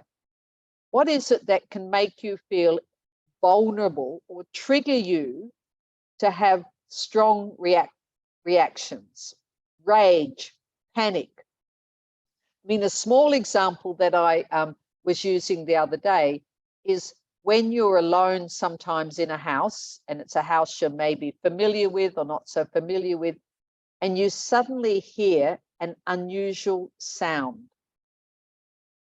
And your body goes into alert. What is that sound? Am I at risk? Or I was in a house the other day, just here in Rome, and the fire alarm went off. Now, I've never been in that house before with a fire alarm. What does it mean? Is it a practice? Is it for real? Do I need to run? So your body starts to react, and this is normal.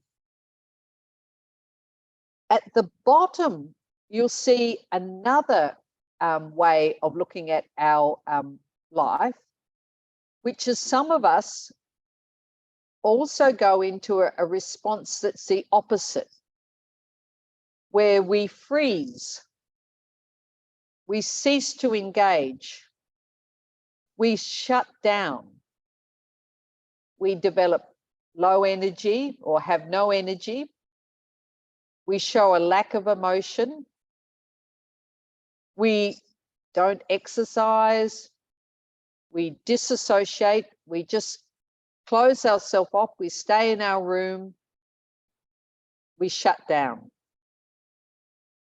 That's hypoarousal. It's the opposite of hyperarousal. In hyperarousal, I go on full alert. In hypoarousal, I shut down. So again, I'll say it another way. So we have our life going along. Some of it's our river of life with our from birth to wherever we're up to now. But at different events, we can map and hear about different reactions to events that are stopping us from functioning or that are impairing our functioning. Both hyper-aroused states and hypo-aroused states are signs of vulnerability. They are signs of us having a reduced level of functioning. Now, again, I'll repeat, different events bring about different responses for us. So a fire alarm, yeah, I suppose you could say a fire alarm is something that most of us will go on to high alert for. But if you've lived in that house all along and it's a practice, then you're not going to be running or too concerned. So how I interpret people's behavior is very dependent on my experience. I'll give a really strong example. When about 20 years ago it would be now, so it was some time ago, I used to go into Gaza City, the Palestinian territories, to teach. And when I was in Gaza City, we would often have the Israeli planes coming over and they have these sonic booms that sound like an explosion. I used to look and see what were the other people doing, and if they ran, I ran. Because I had no idea how to respond in such an environment constantly, but they did. So I learned to be with people who lived all the time in a kind of an abundance of vulnerability, but they were still functioning. I would say this now for many parts of the world where people are at risk. They are functioning, but they are in these hyper-aroused states. But again, I also repeat that we also live with people who close off. It's too much, they're overwhelmed, and we've used the trauma language, and sometimes we could say that they're hypo-aroused. Well, I'm going to come back to that in a minute. But when I go back to Brené Brown and her research into vulnerability, she has said that there's 3 components from her research that help to explain how people manage their vulnerability. One of them is by courage, and I'm going to talk with you a little bit about that. 1, compassion, and 1, which we've come to before, connection. So what she's saying, as I understand it, is people use their vulnerability to a strength through courage, compassion, and connection.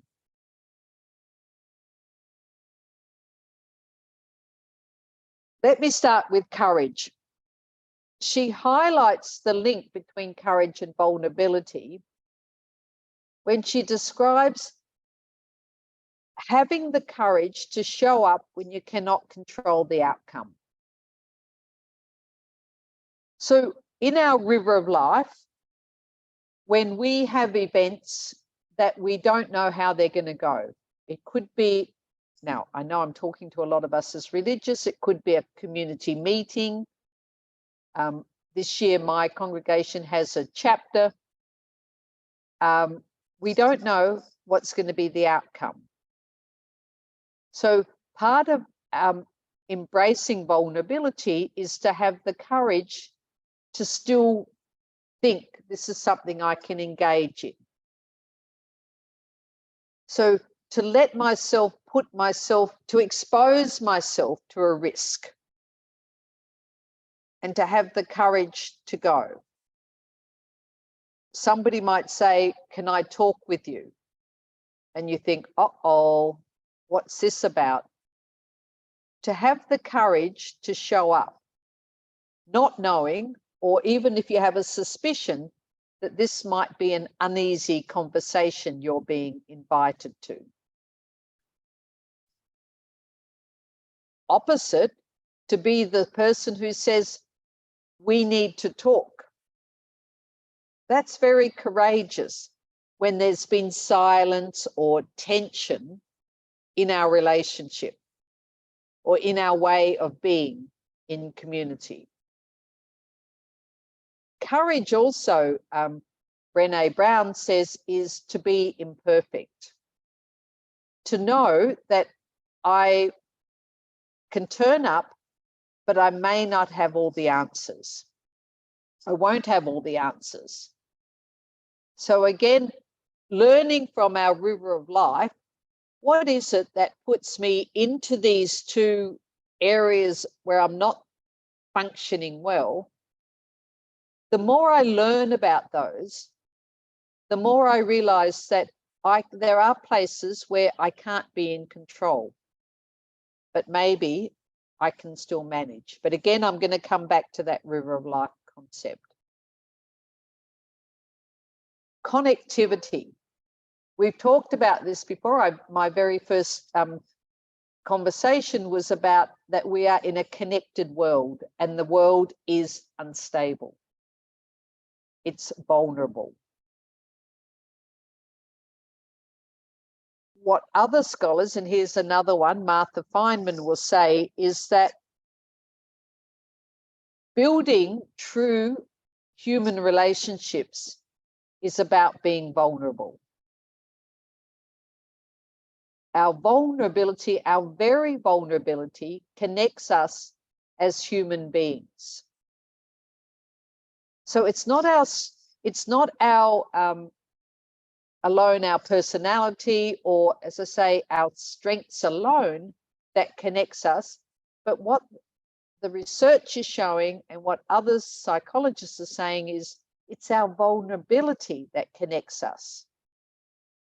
So again, when Pope Francis invites us to smell like sheep, or when Yolanta invites us to look at how we connect as religious congregations, the clue in this is that if we are vulnerable, there's connectivity.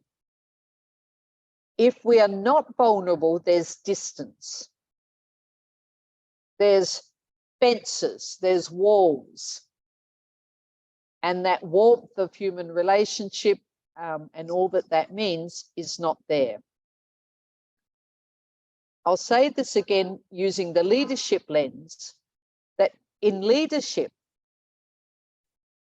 if you're able to display and be comfortable with your vulnerability, it's connecting you as a human with another human. And that whole notion that we've been challenged to, where we've seen ourselves as religious women as perfect. We are vowed, we are other, we don't show weakness because we are of God's will, we're selfless, is something that's being challenged in this model of embracing our vulnerability. It doesn't mean that our vows can be dispensed with. I'm not at all saying anything like that, but can they also be instruments of helping us to connect rather than to be distant from? Compassion. Remember, I'm going through the three: courage, connection, and compassion. I want to say now that we as religious and as people of faith, I think this is our strong point in embracing vulnerability, because we are called to be people of mercy. And any of you who have done a little bit of study into kindness and mercy will know that from our very Hebrew rachamim, that our scriptures tell us that the whole emotion of compassion is derived from the womb. It's a terminology to describe motherly love with their child. That outward expression of love that comes from our very being, our hormones, our body. So if we are going to relate to people, connect with people, be human, it's a full immersion of ourselves. And if we're going to be people of compassion, what's going to be called out of us is a merciful love that is very profound. And this is something that our Psalms talk about, our scriptures talk about, the love that Jesus showed us in compassion. And as I said in our gospel yesterday, the call of our gospel. So it's now a question, and the challenge is to embody it, not just to have it up here in our cognitive, but how do we express it in our behavior? How do we show our vulnerability in our love, our compassion, in our connecting as other human beings, and in our being courageous? They are the three components of the research of Brené Brown that need to be put in place for us to be embracing our vulnerability. I just want to say a tiny bit more about the compassion, because there's, again, we can unlock compassion. And this is one that I find helpful, where it describes us being compassionate people. So one of the elements we need in order to be vulnerable, with 4 components. First is when we are engaging with people, to have the cognitive, the head part, an awareness of people's suffering. So in community, and if I go back to our questions before the break, when somebody is vulnerable in community, even for us to have that awareness that that person is suffering. The second is to be emotionally or affectively moved by that. So for us to be compassionate towards the person who's vulnerable or traumatized, this says that for us, we need to actually be moved by that person's suffering. So it's not just a head, it's a movement of the heart. The third component is the intentional component. We don't want to see people suffering. It hurts us to see the people in the earthquake in Syria and in Turkey. It hurts us to know about the suffering in Yemen, the suffering in Myanmar. It hurts us and we want it to stop. And then the motivational component is that we are ready to work to remove that suffering. So again, I'm saying a lot of stuff in a short way, but like, I'll say it again, if we are going to be truly responsive to vulnerability and to embrace it, one of the core components, according to the psychological research, is compassion, for us to be compassionate people. Now, I'm also saying we almost have the heads up on this, because this is part of what we know through our love of God. Our loving God is merciful. And the way the psychologists describe this is that there are 4 parts to mercy, or compassion: the brain, the heart, the will, and then the motivation to embrace the suffering of the vulnerable person with them and to want to change it. The other 2 parts, to have the courage to do that and also to have the connection to be in relationship, to be truly human. I'll try to say this a few different ways as we go along, but I'm hoping that this is having some clarity, but as I say, I'll be able to answer some questions as well. So here comes my question then. At the very beginning, vulnerability started to look like a risk. The definition of vulnerability is to be placing ourselves in the way of harm, physical or psychological. But for us as people of faith, and as for us embracing vulnerability, using again some positive psychology thinking, can we see vulnerability, our vulnerability, not as a risk, but as a strength, as something that is an enabler for us?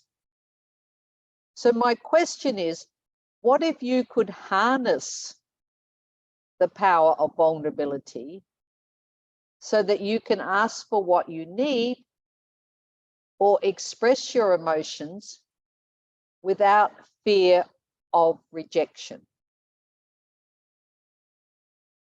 And I've put there a little star next to courage, connectivity, and compassion, what we've just been exploring.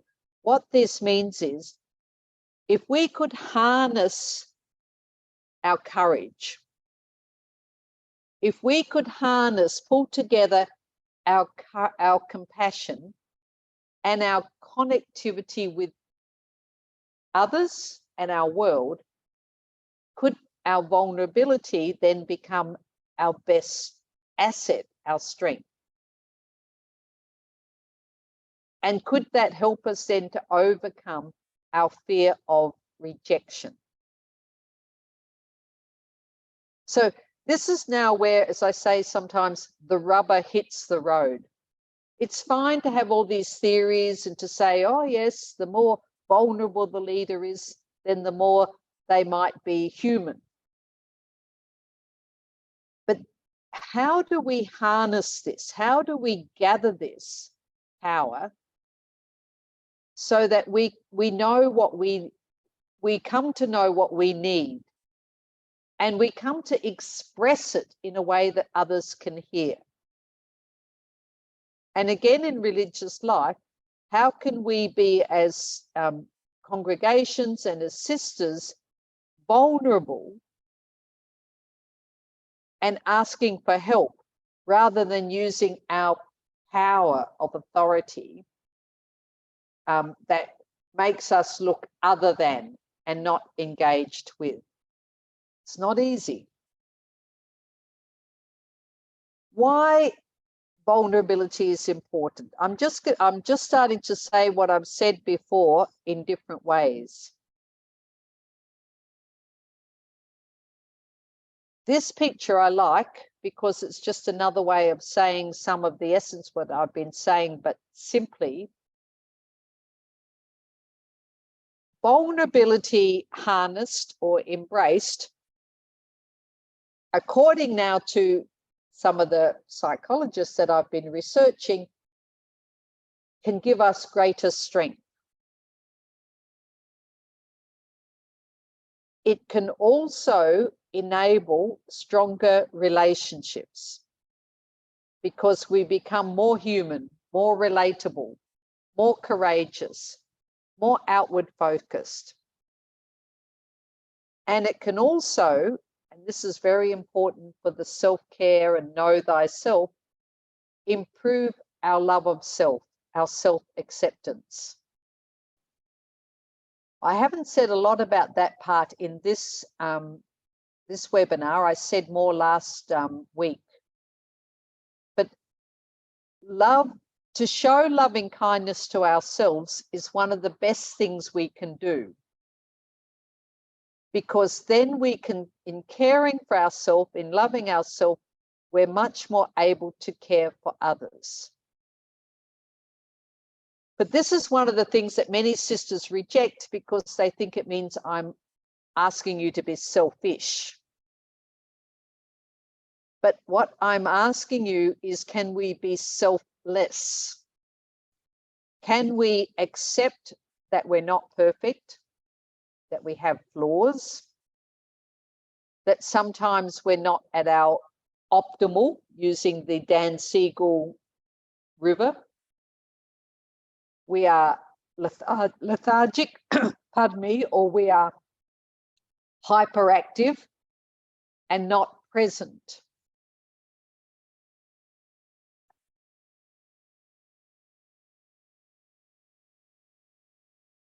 The challenge of self-compassion and self-acceptance means recognizing our own limits, recognizing our vulnerabilities.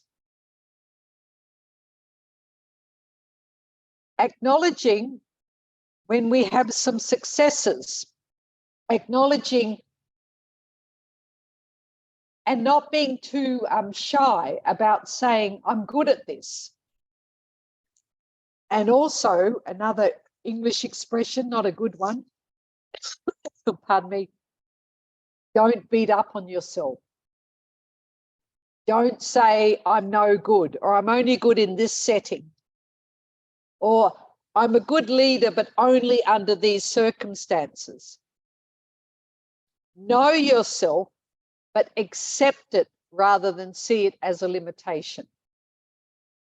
See it as, rather than seeing it as something that's not enabling. Because again, what we're asking is to embrace. And the word embrace is very much a word about being open to. Now, I've got a few more things to say, but you'll be interested to know I'm coming towards the end of the presentation before more questions. I'm going to come back again to the river.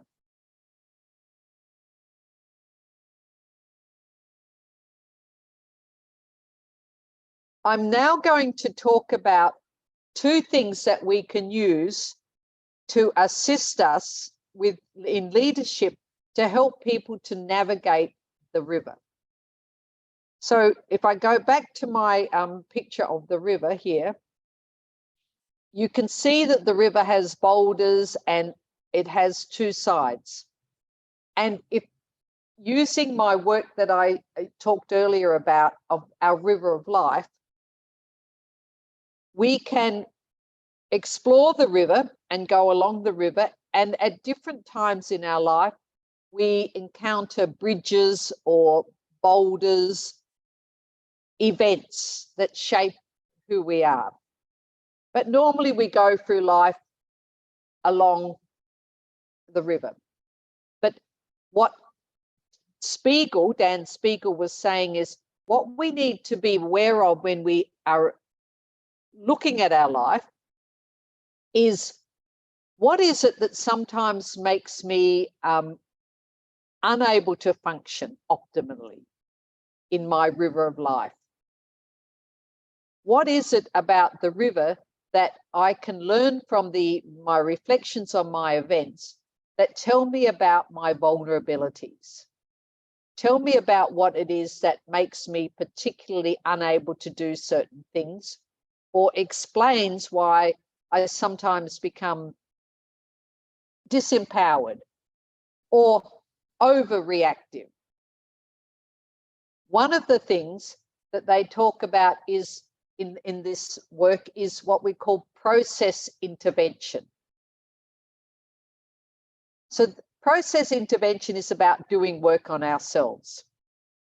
So spending time reflecting, which can be done with journaling, it can be done with sharing, it could be done with inner reflection, it can be done every night with the Examine, where I increase my self-awareness of what is not helping me to function and what helps me to function. I can also look at my adaptability, my flexibility, and my independence.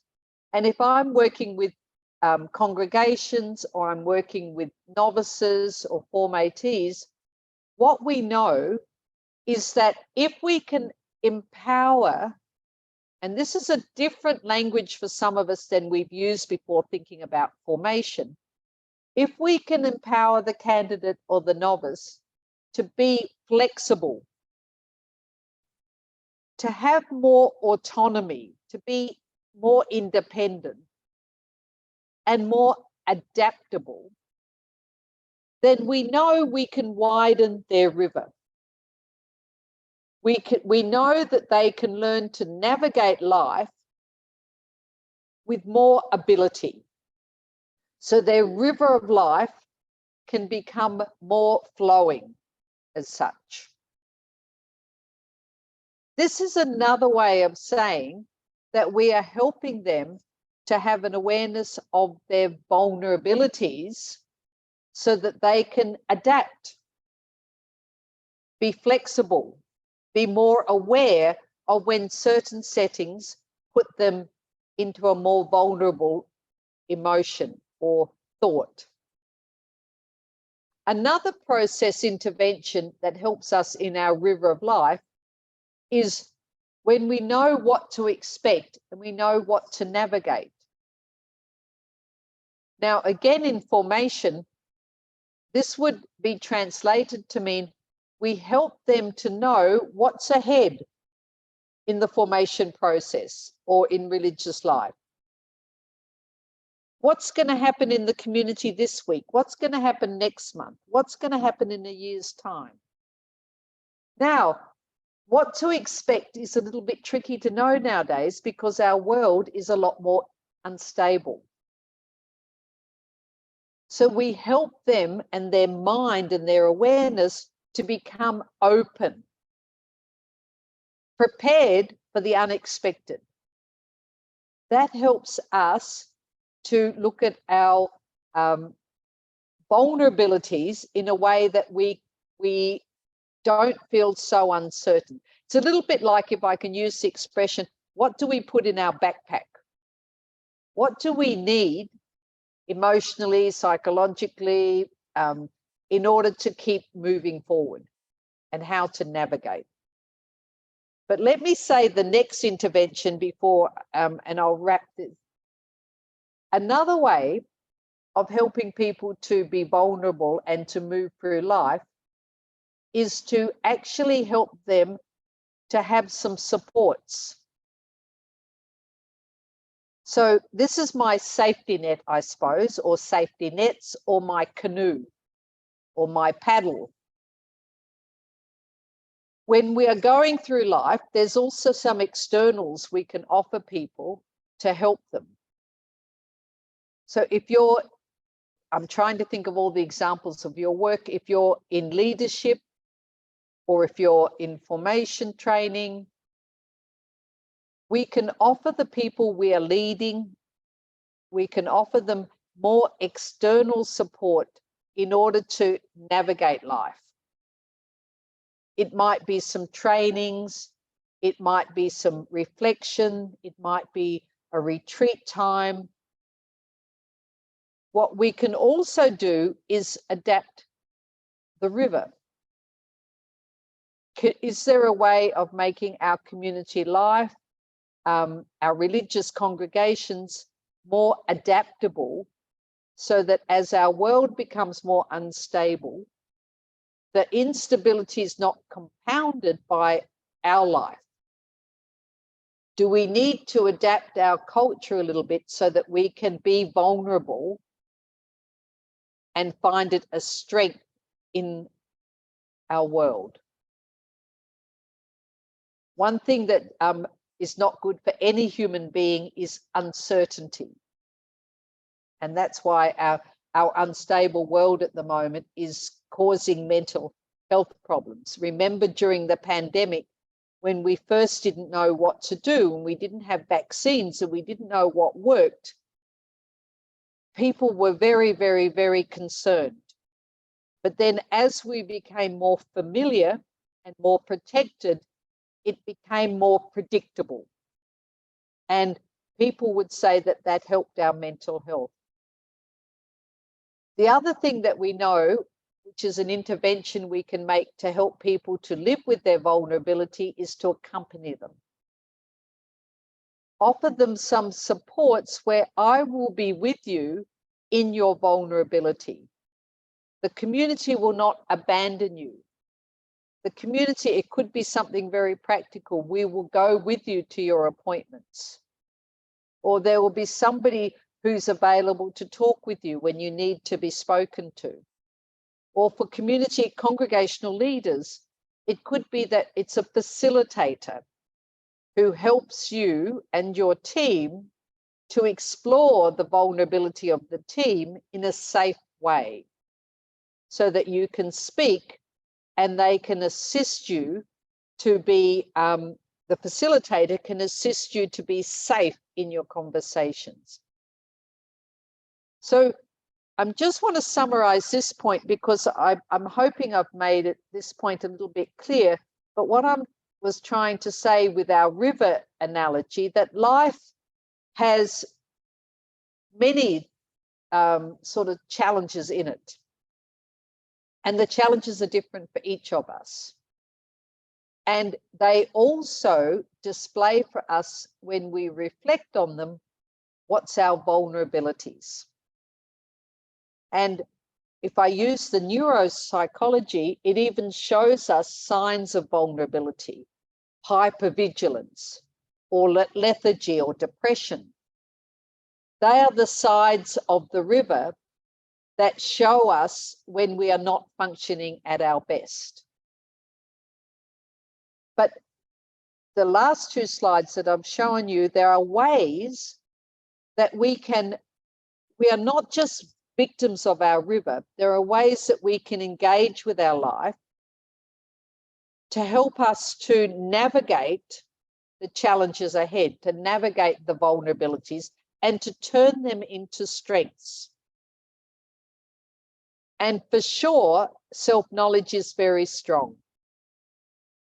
And then having guidance in being more adaptable in our knowledge of ourselves, more able to be in the vulnerability, embrace it, knowing that we are not going to be rejected. The other, and this slide that I've got here, is that there's also some things that our congregations can do to support us in our life. And you know that. But some of these things now are required to support us in our vulnerability. And what external supports can we offer?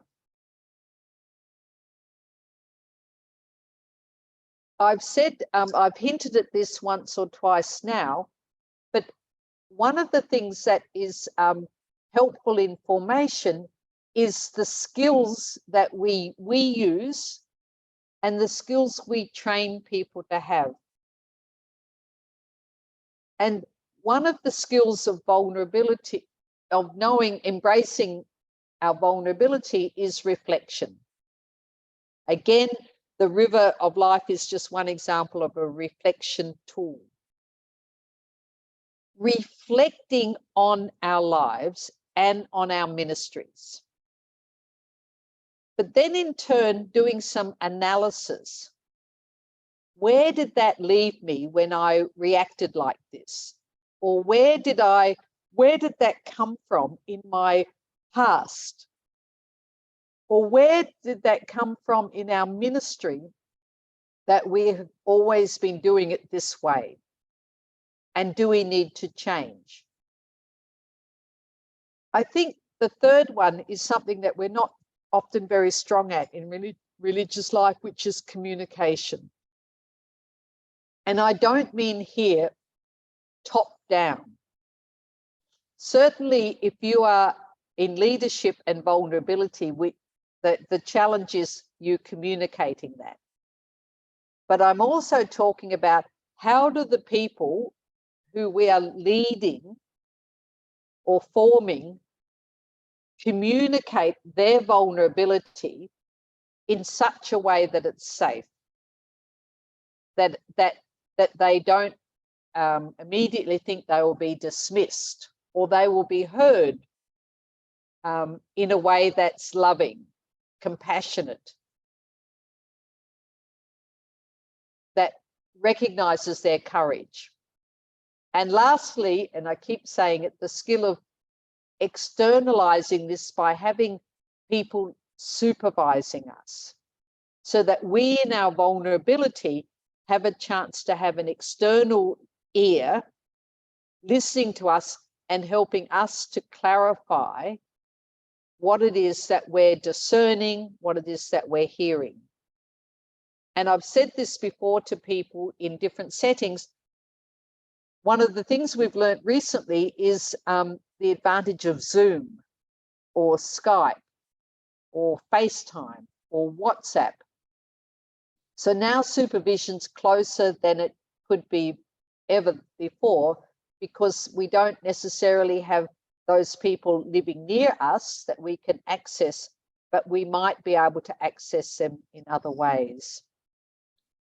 So I'm going to come close to stopping now, because I really talked about some of the instruments now, or the ways of us understanding how to enable people to embrace their vulnerability. I'll just stop sharing here. How to embrace vulnerability, because it's not something that we do easily because of the very nature of it. But I'm also trying to talk with you about how we can see it as a strength, how we can take the challenges of UISG, that how can we see that to present ourselves as being imperfect and not having all the answers can actually maybe at this time in our religious life be a strength for us. But thank you. I'm very open to questions now, and I'll hand it over to you. Thanks, Paula. Thank you very much, Marianne. Again, very insightful, lots of food for thought. So I invite you again to have a moment of silence. I see some questions in the chat that we will pick up as we continue, but let us have a bit of silence just to let all these ideas sink down a little bit and hold on to one. See what that means for us, why, and what we'd like to do about it.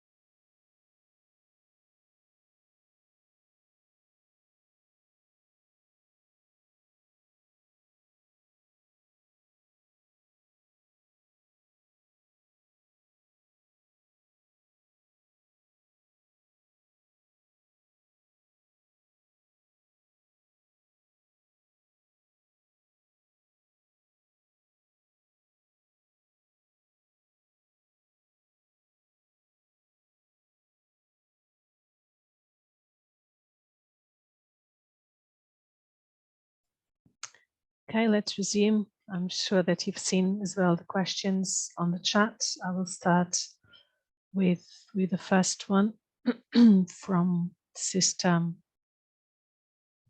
Oh, I lost her now. But yeah, Furhaha. It was from the last chat. How to welcome my own vulnerability and the vulnerability of my sister in the community. And this is the underlining thing, without judging. think this is a very important thing. Yes, no, thank you. As to say that I maybe will be repeating myself here a little bit, but we are all human and we are all vulnerable. So what we can best know is ourselves. I've said that probably 20 times today. So what is it that when somebody's vulnerability encounters my vulnerability, what is it that kind of happens to me? And how can I sort of work with that, with myself, to be open still to that person? And there's no one answer that I can give to all of you, because each of you has a different vulnerability, and a different thing will impact you. So the knowing what you find troublesome, knowing what makes you defensive, knowing what makes you angry, and working on that yourself is your best tool. We do talk about boundaries, and especially those of you who are leaders and or as I say, formators,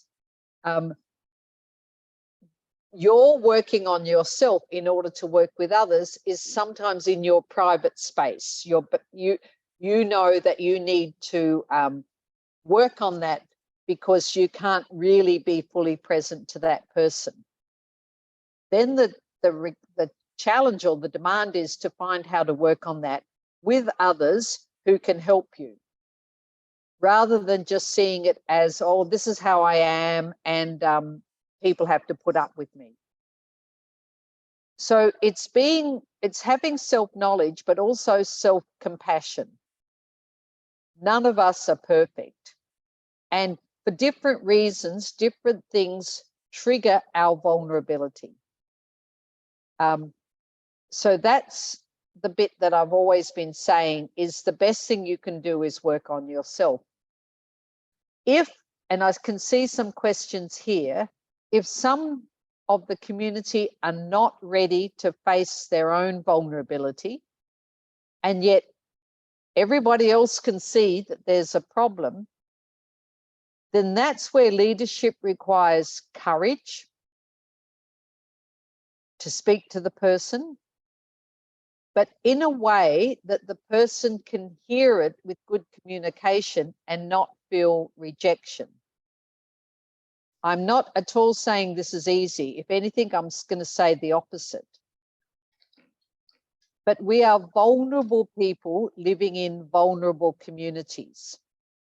And for a long time, we have been quite neglecting the emotional life of some of our community members. And the call of our leadership is to enable them, the vulnerable members, to be stronger in their vulnerability rather than rejected or laughed at behind their back by the community. It's certainly not easy. And sometimes it requires external help, where we get the person to get special help, or sometimes it requires collective help. We also have to live with the fact that some people maybe will no longer function, that it's too late.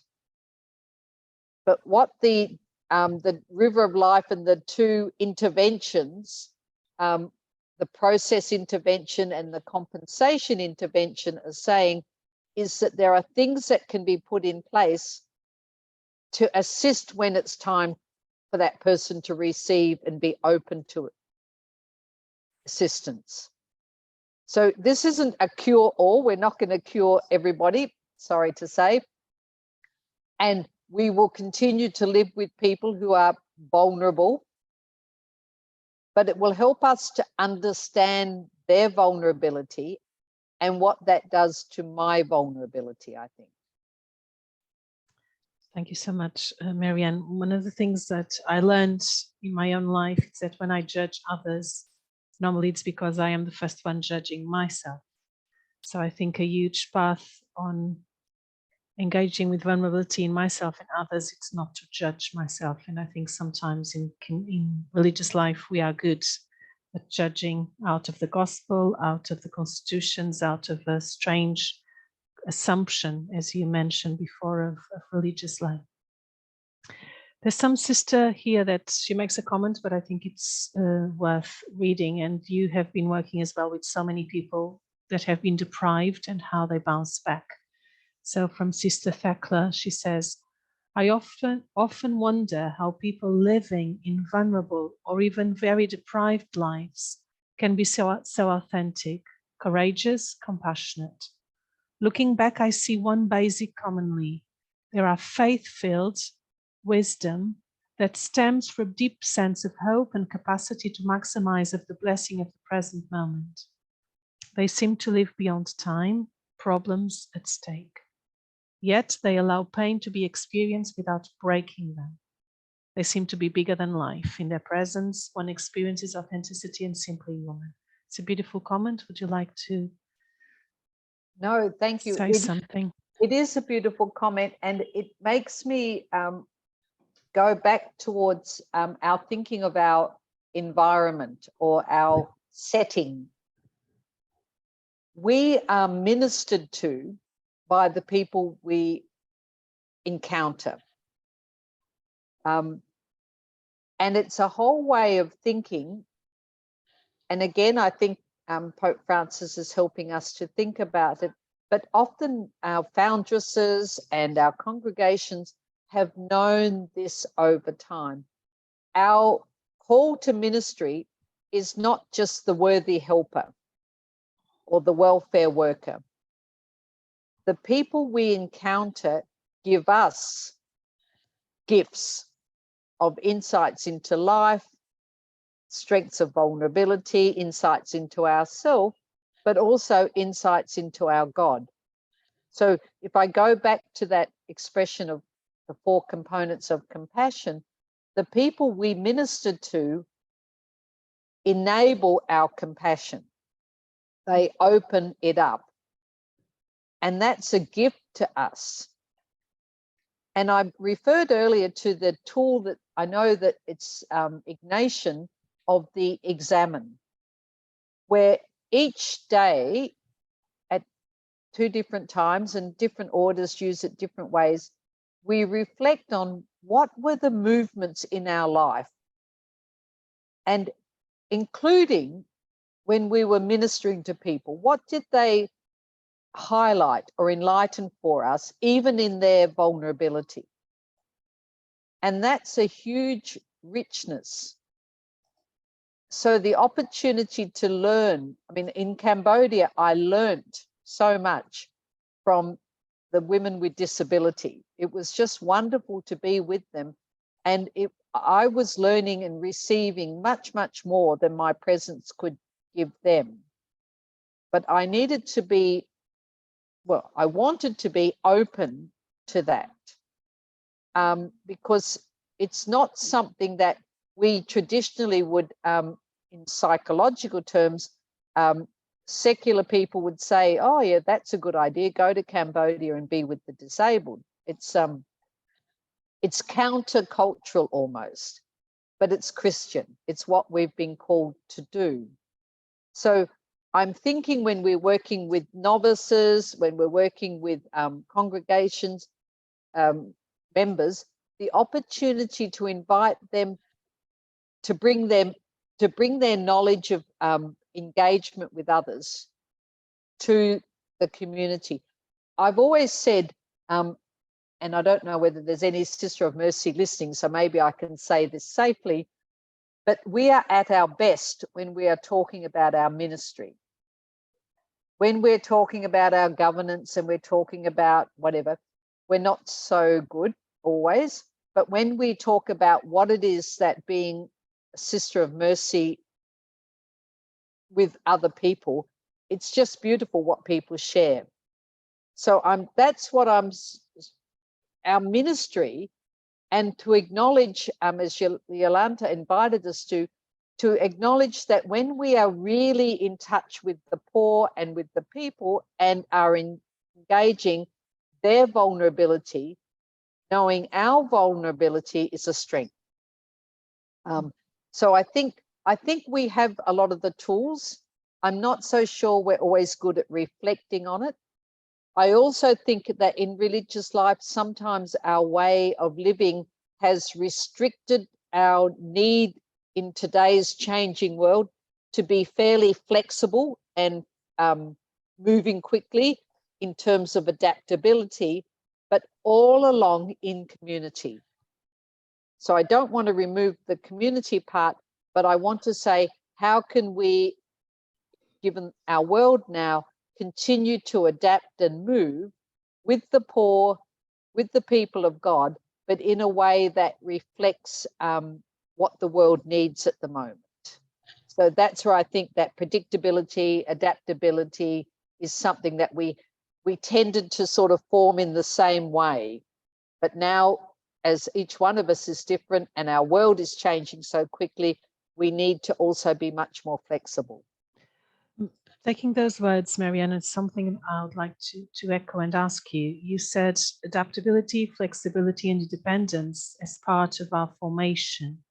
And sometimes what we see in my community or in other, what we see in, I say my experience in other communities, is that sometimes when people join our communities, as we have so many formators, we tell them this is the way it has to be, we are inflexible, and we create dependence rather than independence. So how can we formators accompany better and realize that helping vulnerability to be embraced needs as well these three components? Yes, I mean, certainly over the years we have changed as religious orders and formators. But I think now the kind of, as I say, the context of our setting is such that, especially with younger people, the newer generations, we need to be a little bit more in touch with what they bring to religious life and their expectations, because their world moves a lot faster than a lot of our world does in terms of how they adapt and how they think, and that's not easy to accompany them. But secondly, the whole notion of our everybody that comes to formation is different. So they need different experiences in order to know their vulnerability and to understand others. So one style does not fit all. And we know that, but we sometimes have held on to one style. We've seen variation in different cultures, cultural settings, and different world settings. I think now the challenge is we might also need to see variation in terms of how in the one community, how different people have different needs in formation.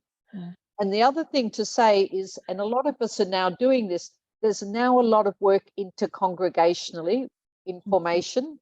So working with people with different missions, different charisms, and also engaging with lay people a lot more. A lot of our congregations are now working with people who are lay people, and they are wanting to work with us, but not to join us. So they bring fruits in as well of different ways of being. So that's also embracing our vulnerability, because our vulnerability is the fact that part of our vulnerability is the vocations are not the same in numbers. It's into a different world.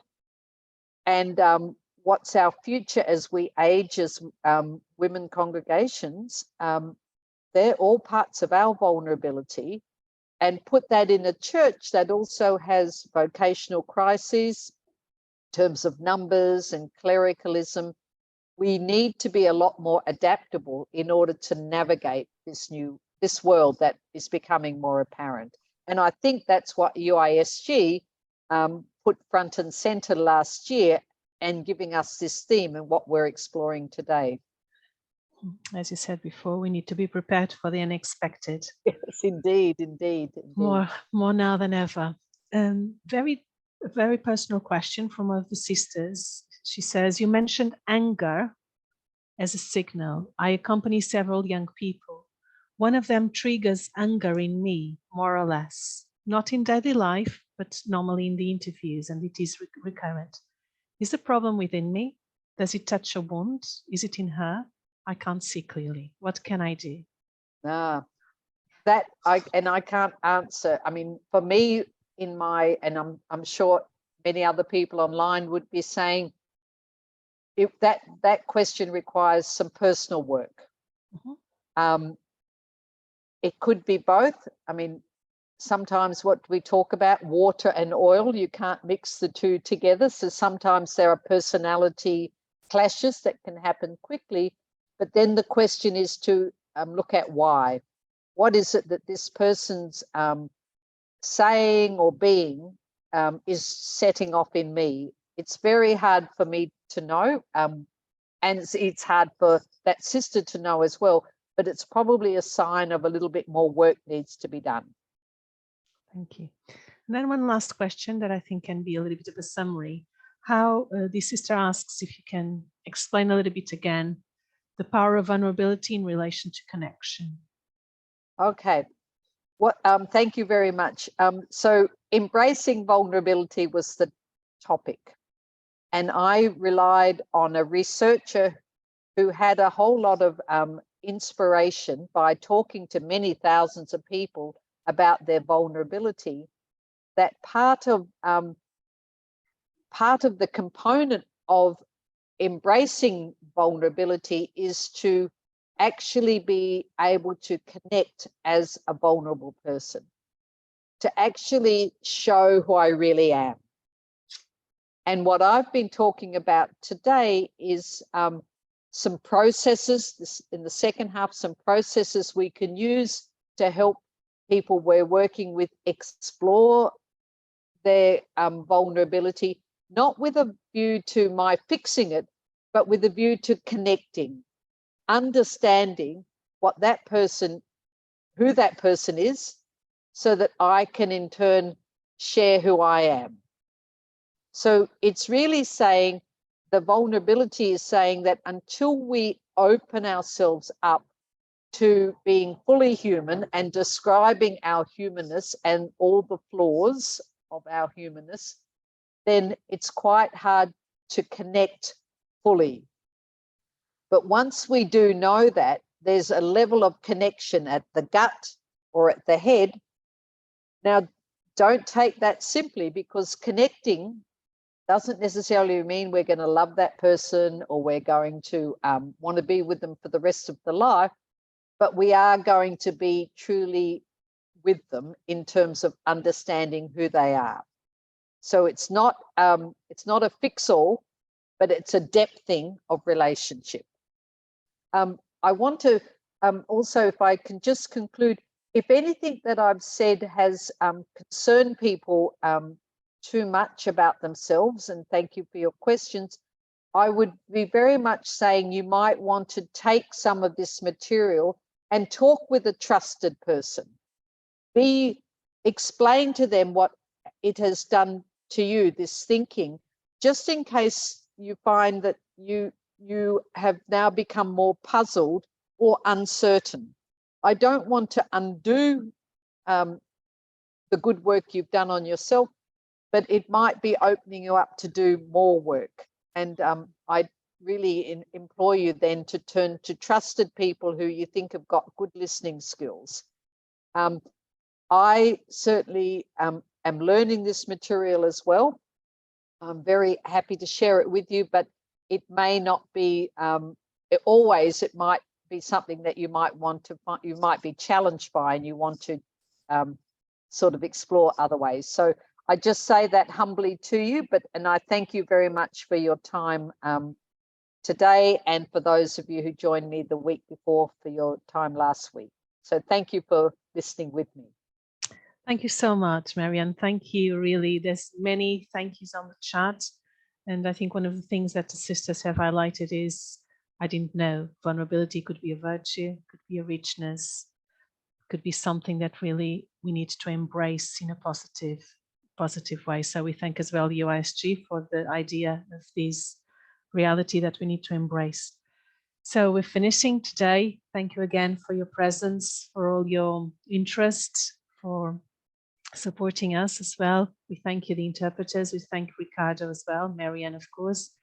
I will be sending you soon the information, the PDF, the video, and also we'll send you an evaluation form that we would like you to answer so that we can know and improve our services towards religious life in the world. So we are human, and as humans, God created us vulnerable. That's the divine way of being human that Jesus shows us, and that's so important.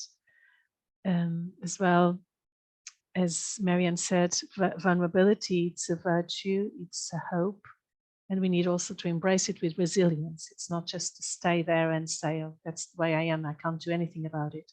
Vulnerability takes us to resilience, takes us as well to create hope for us and for others.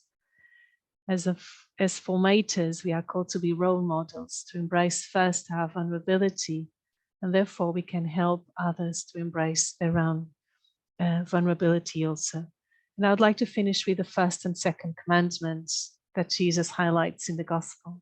Love God, or allow yourselves to be loved by God, so that you can love others as you love yourselves. So as Marianne said, I'm sure that this has raised lots of themes, issues in your own private, personal life, communitarian life. We encourage you to seek further help if you need to continue embracing your own vulnerability. And on these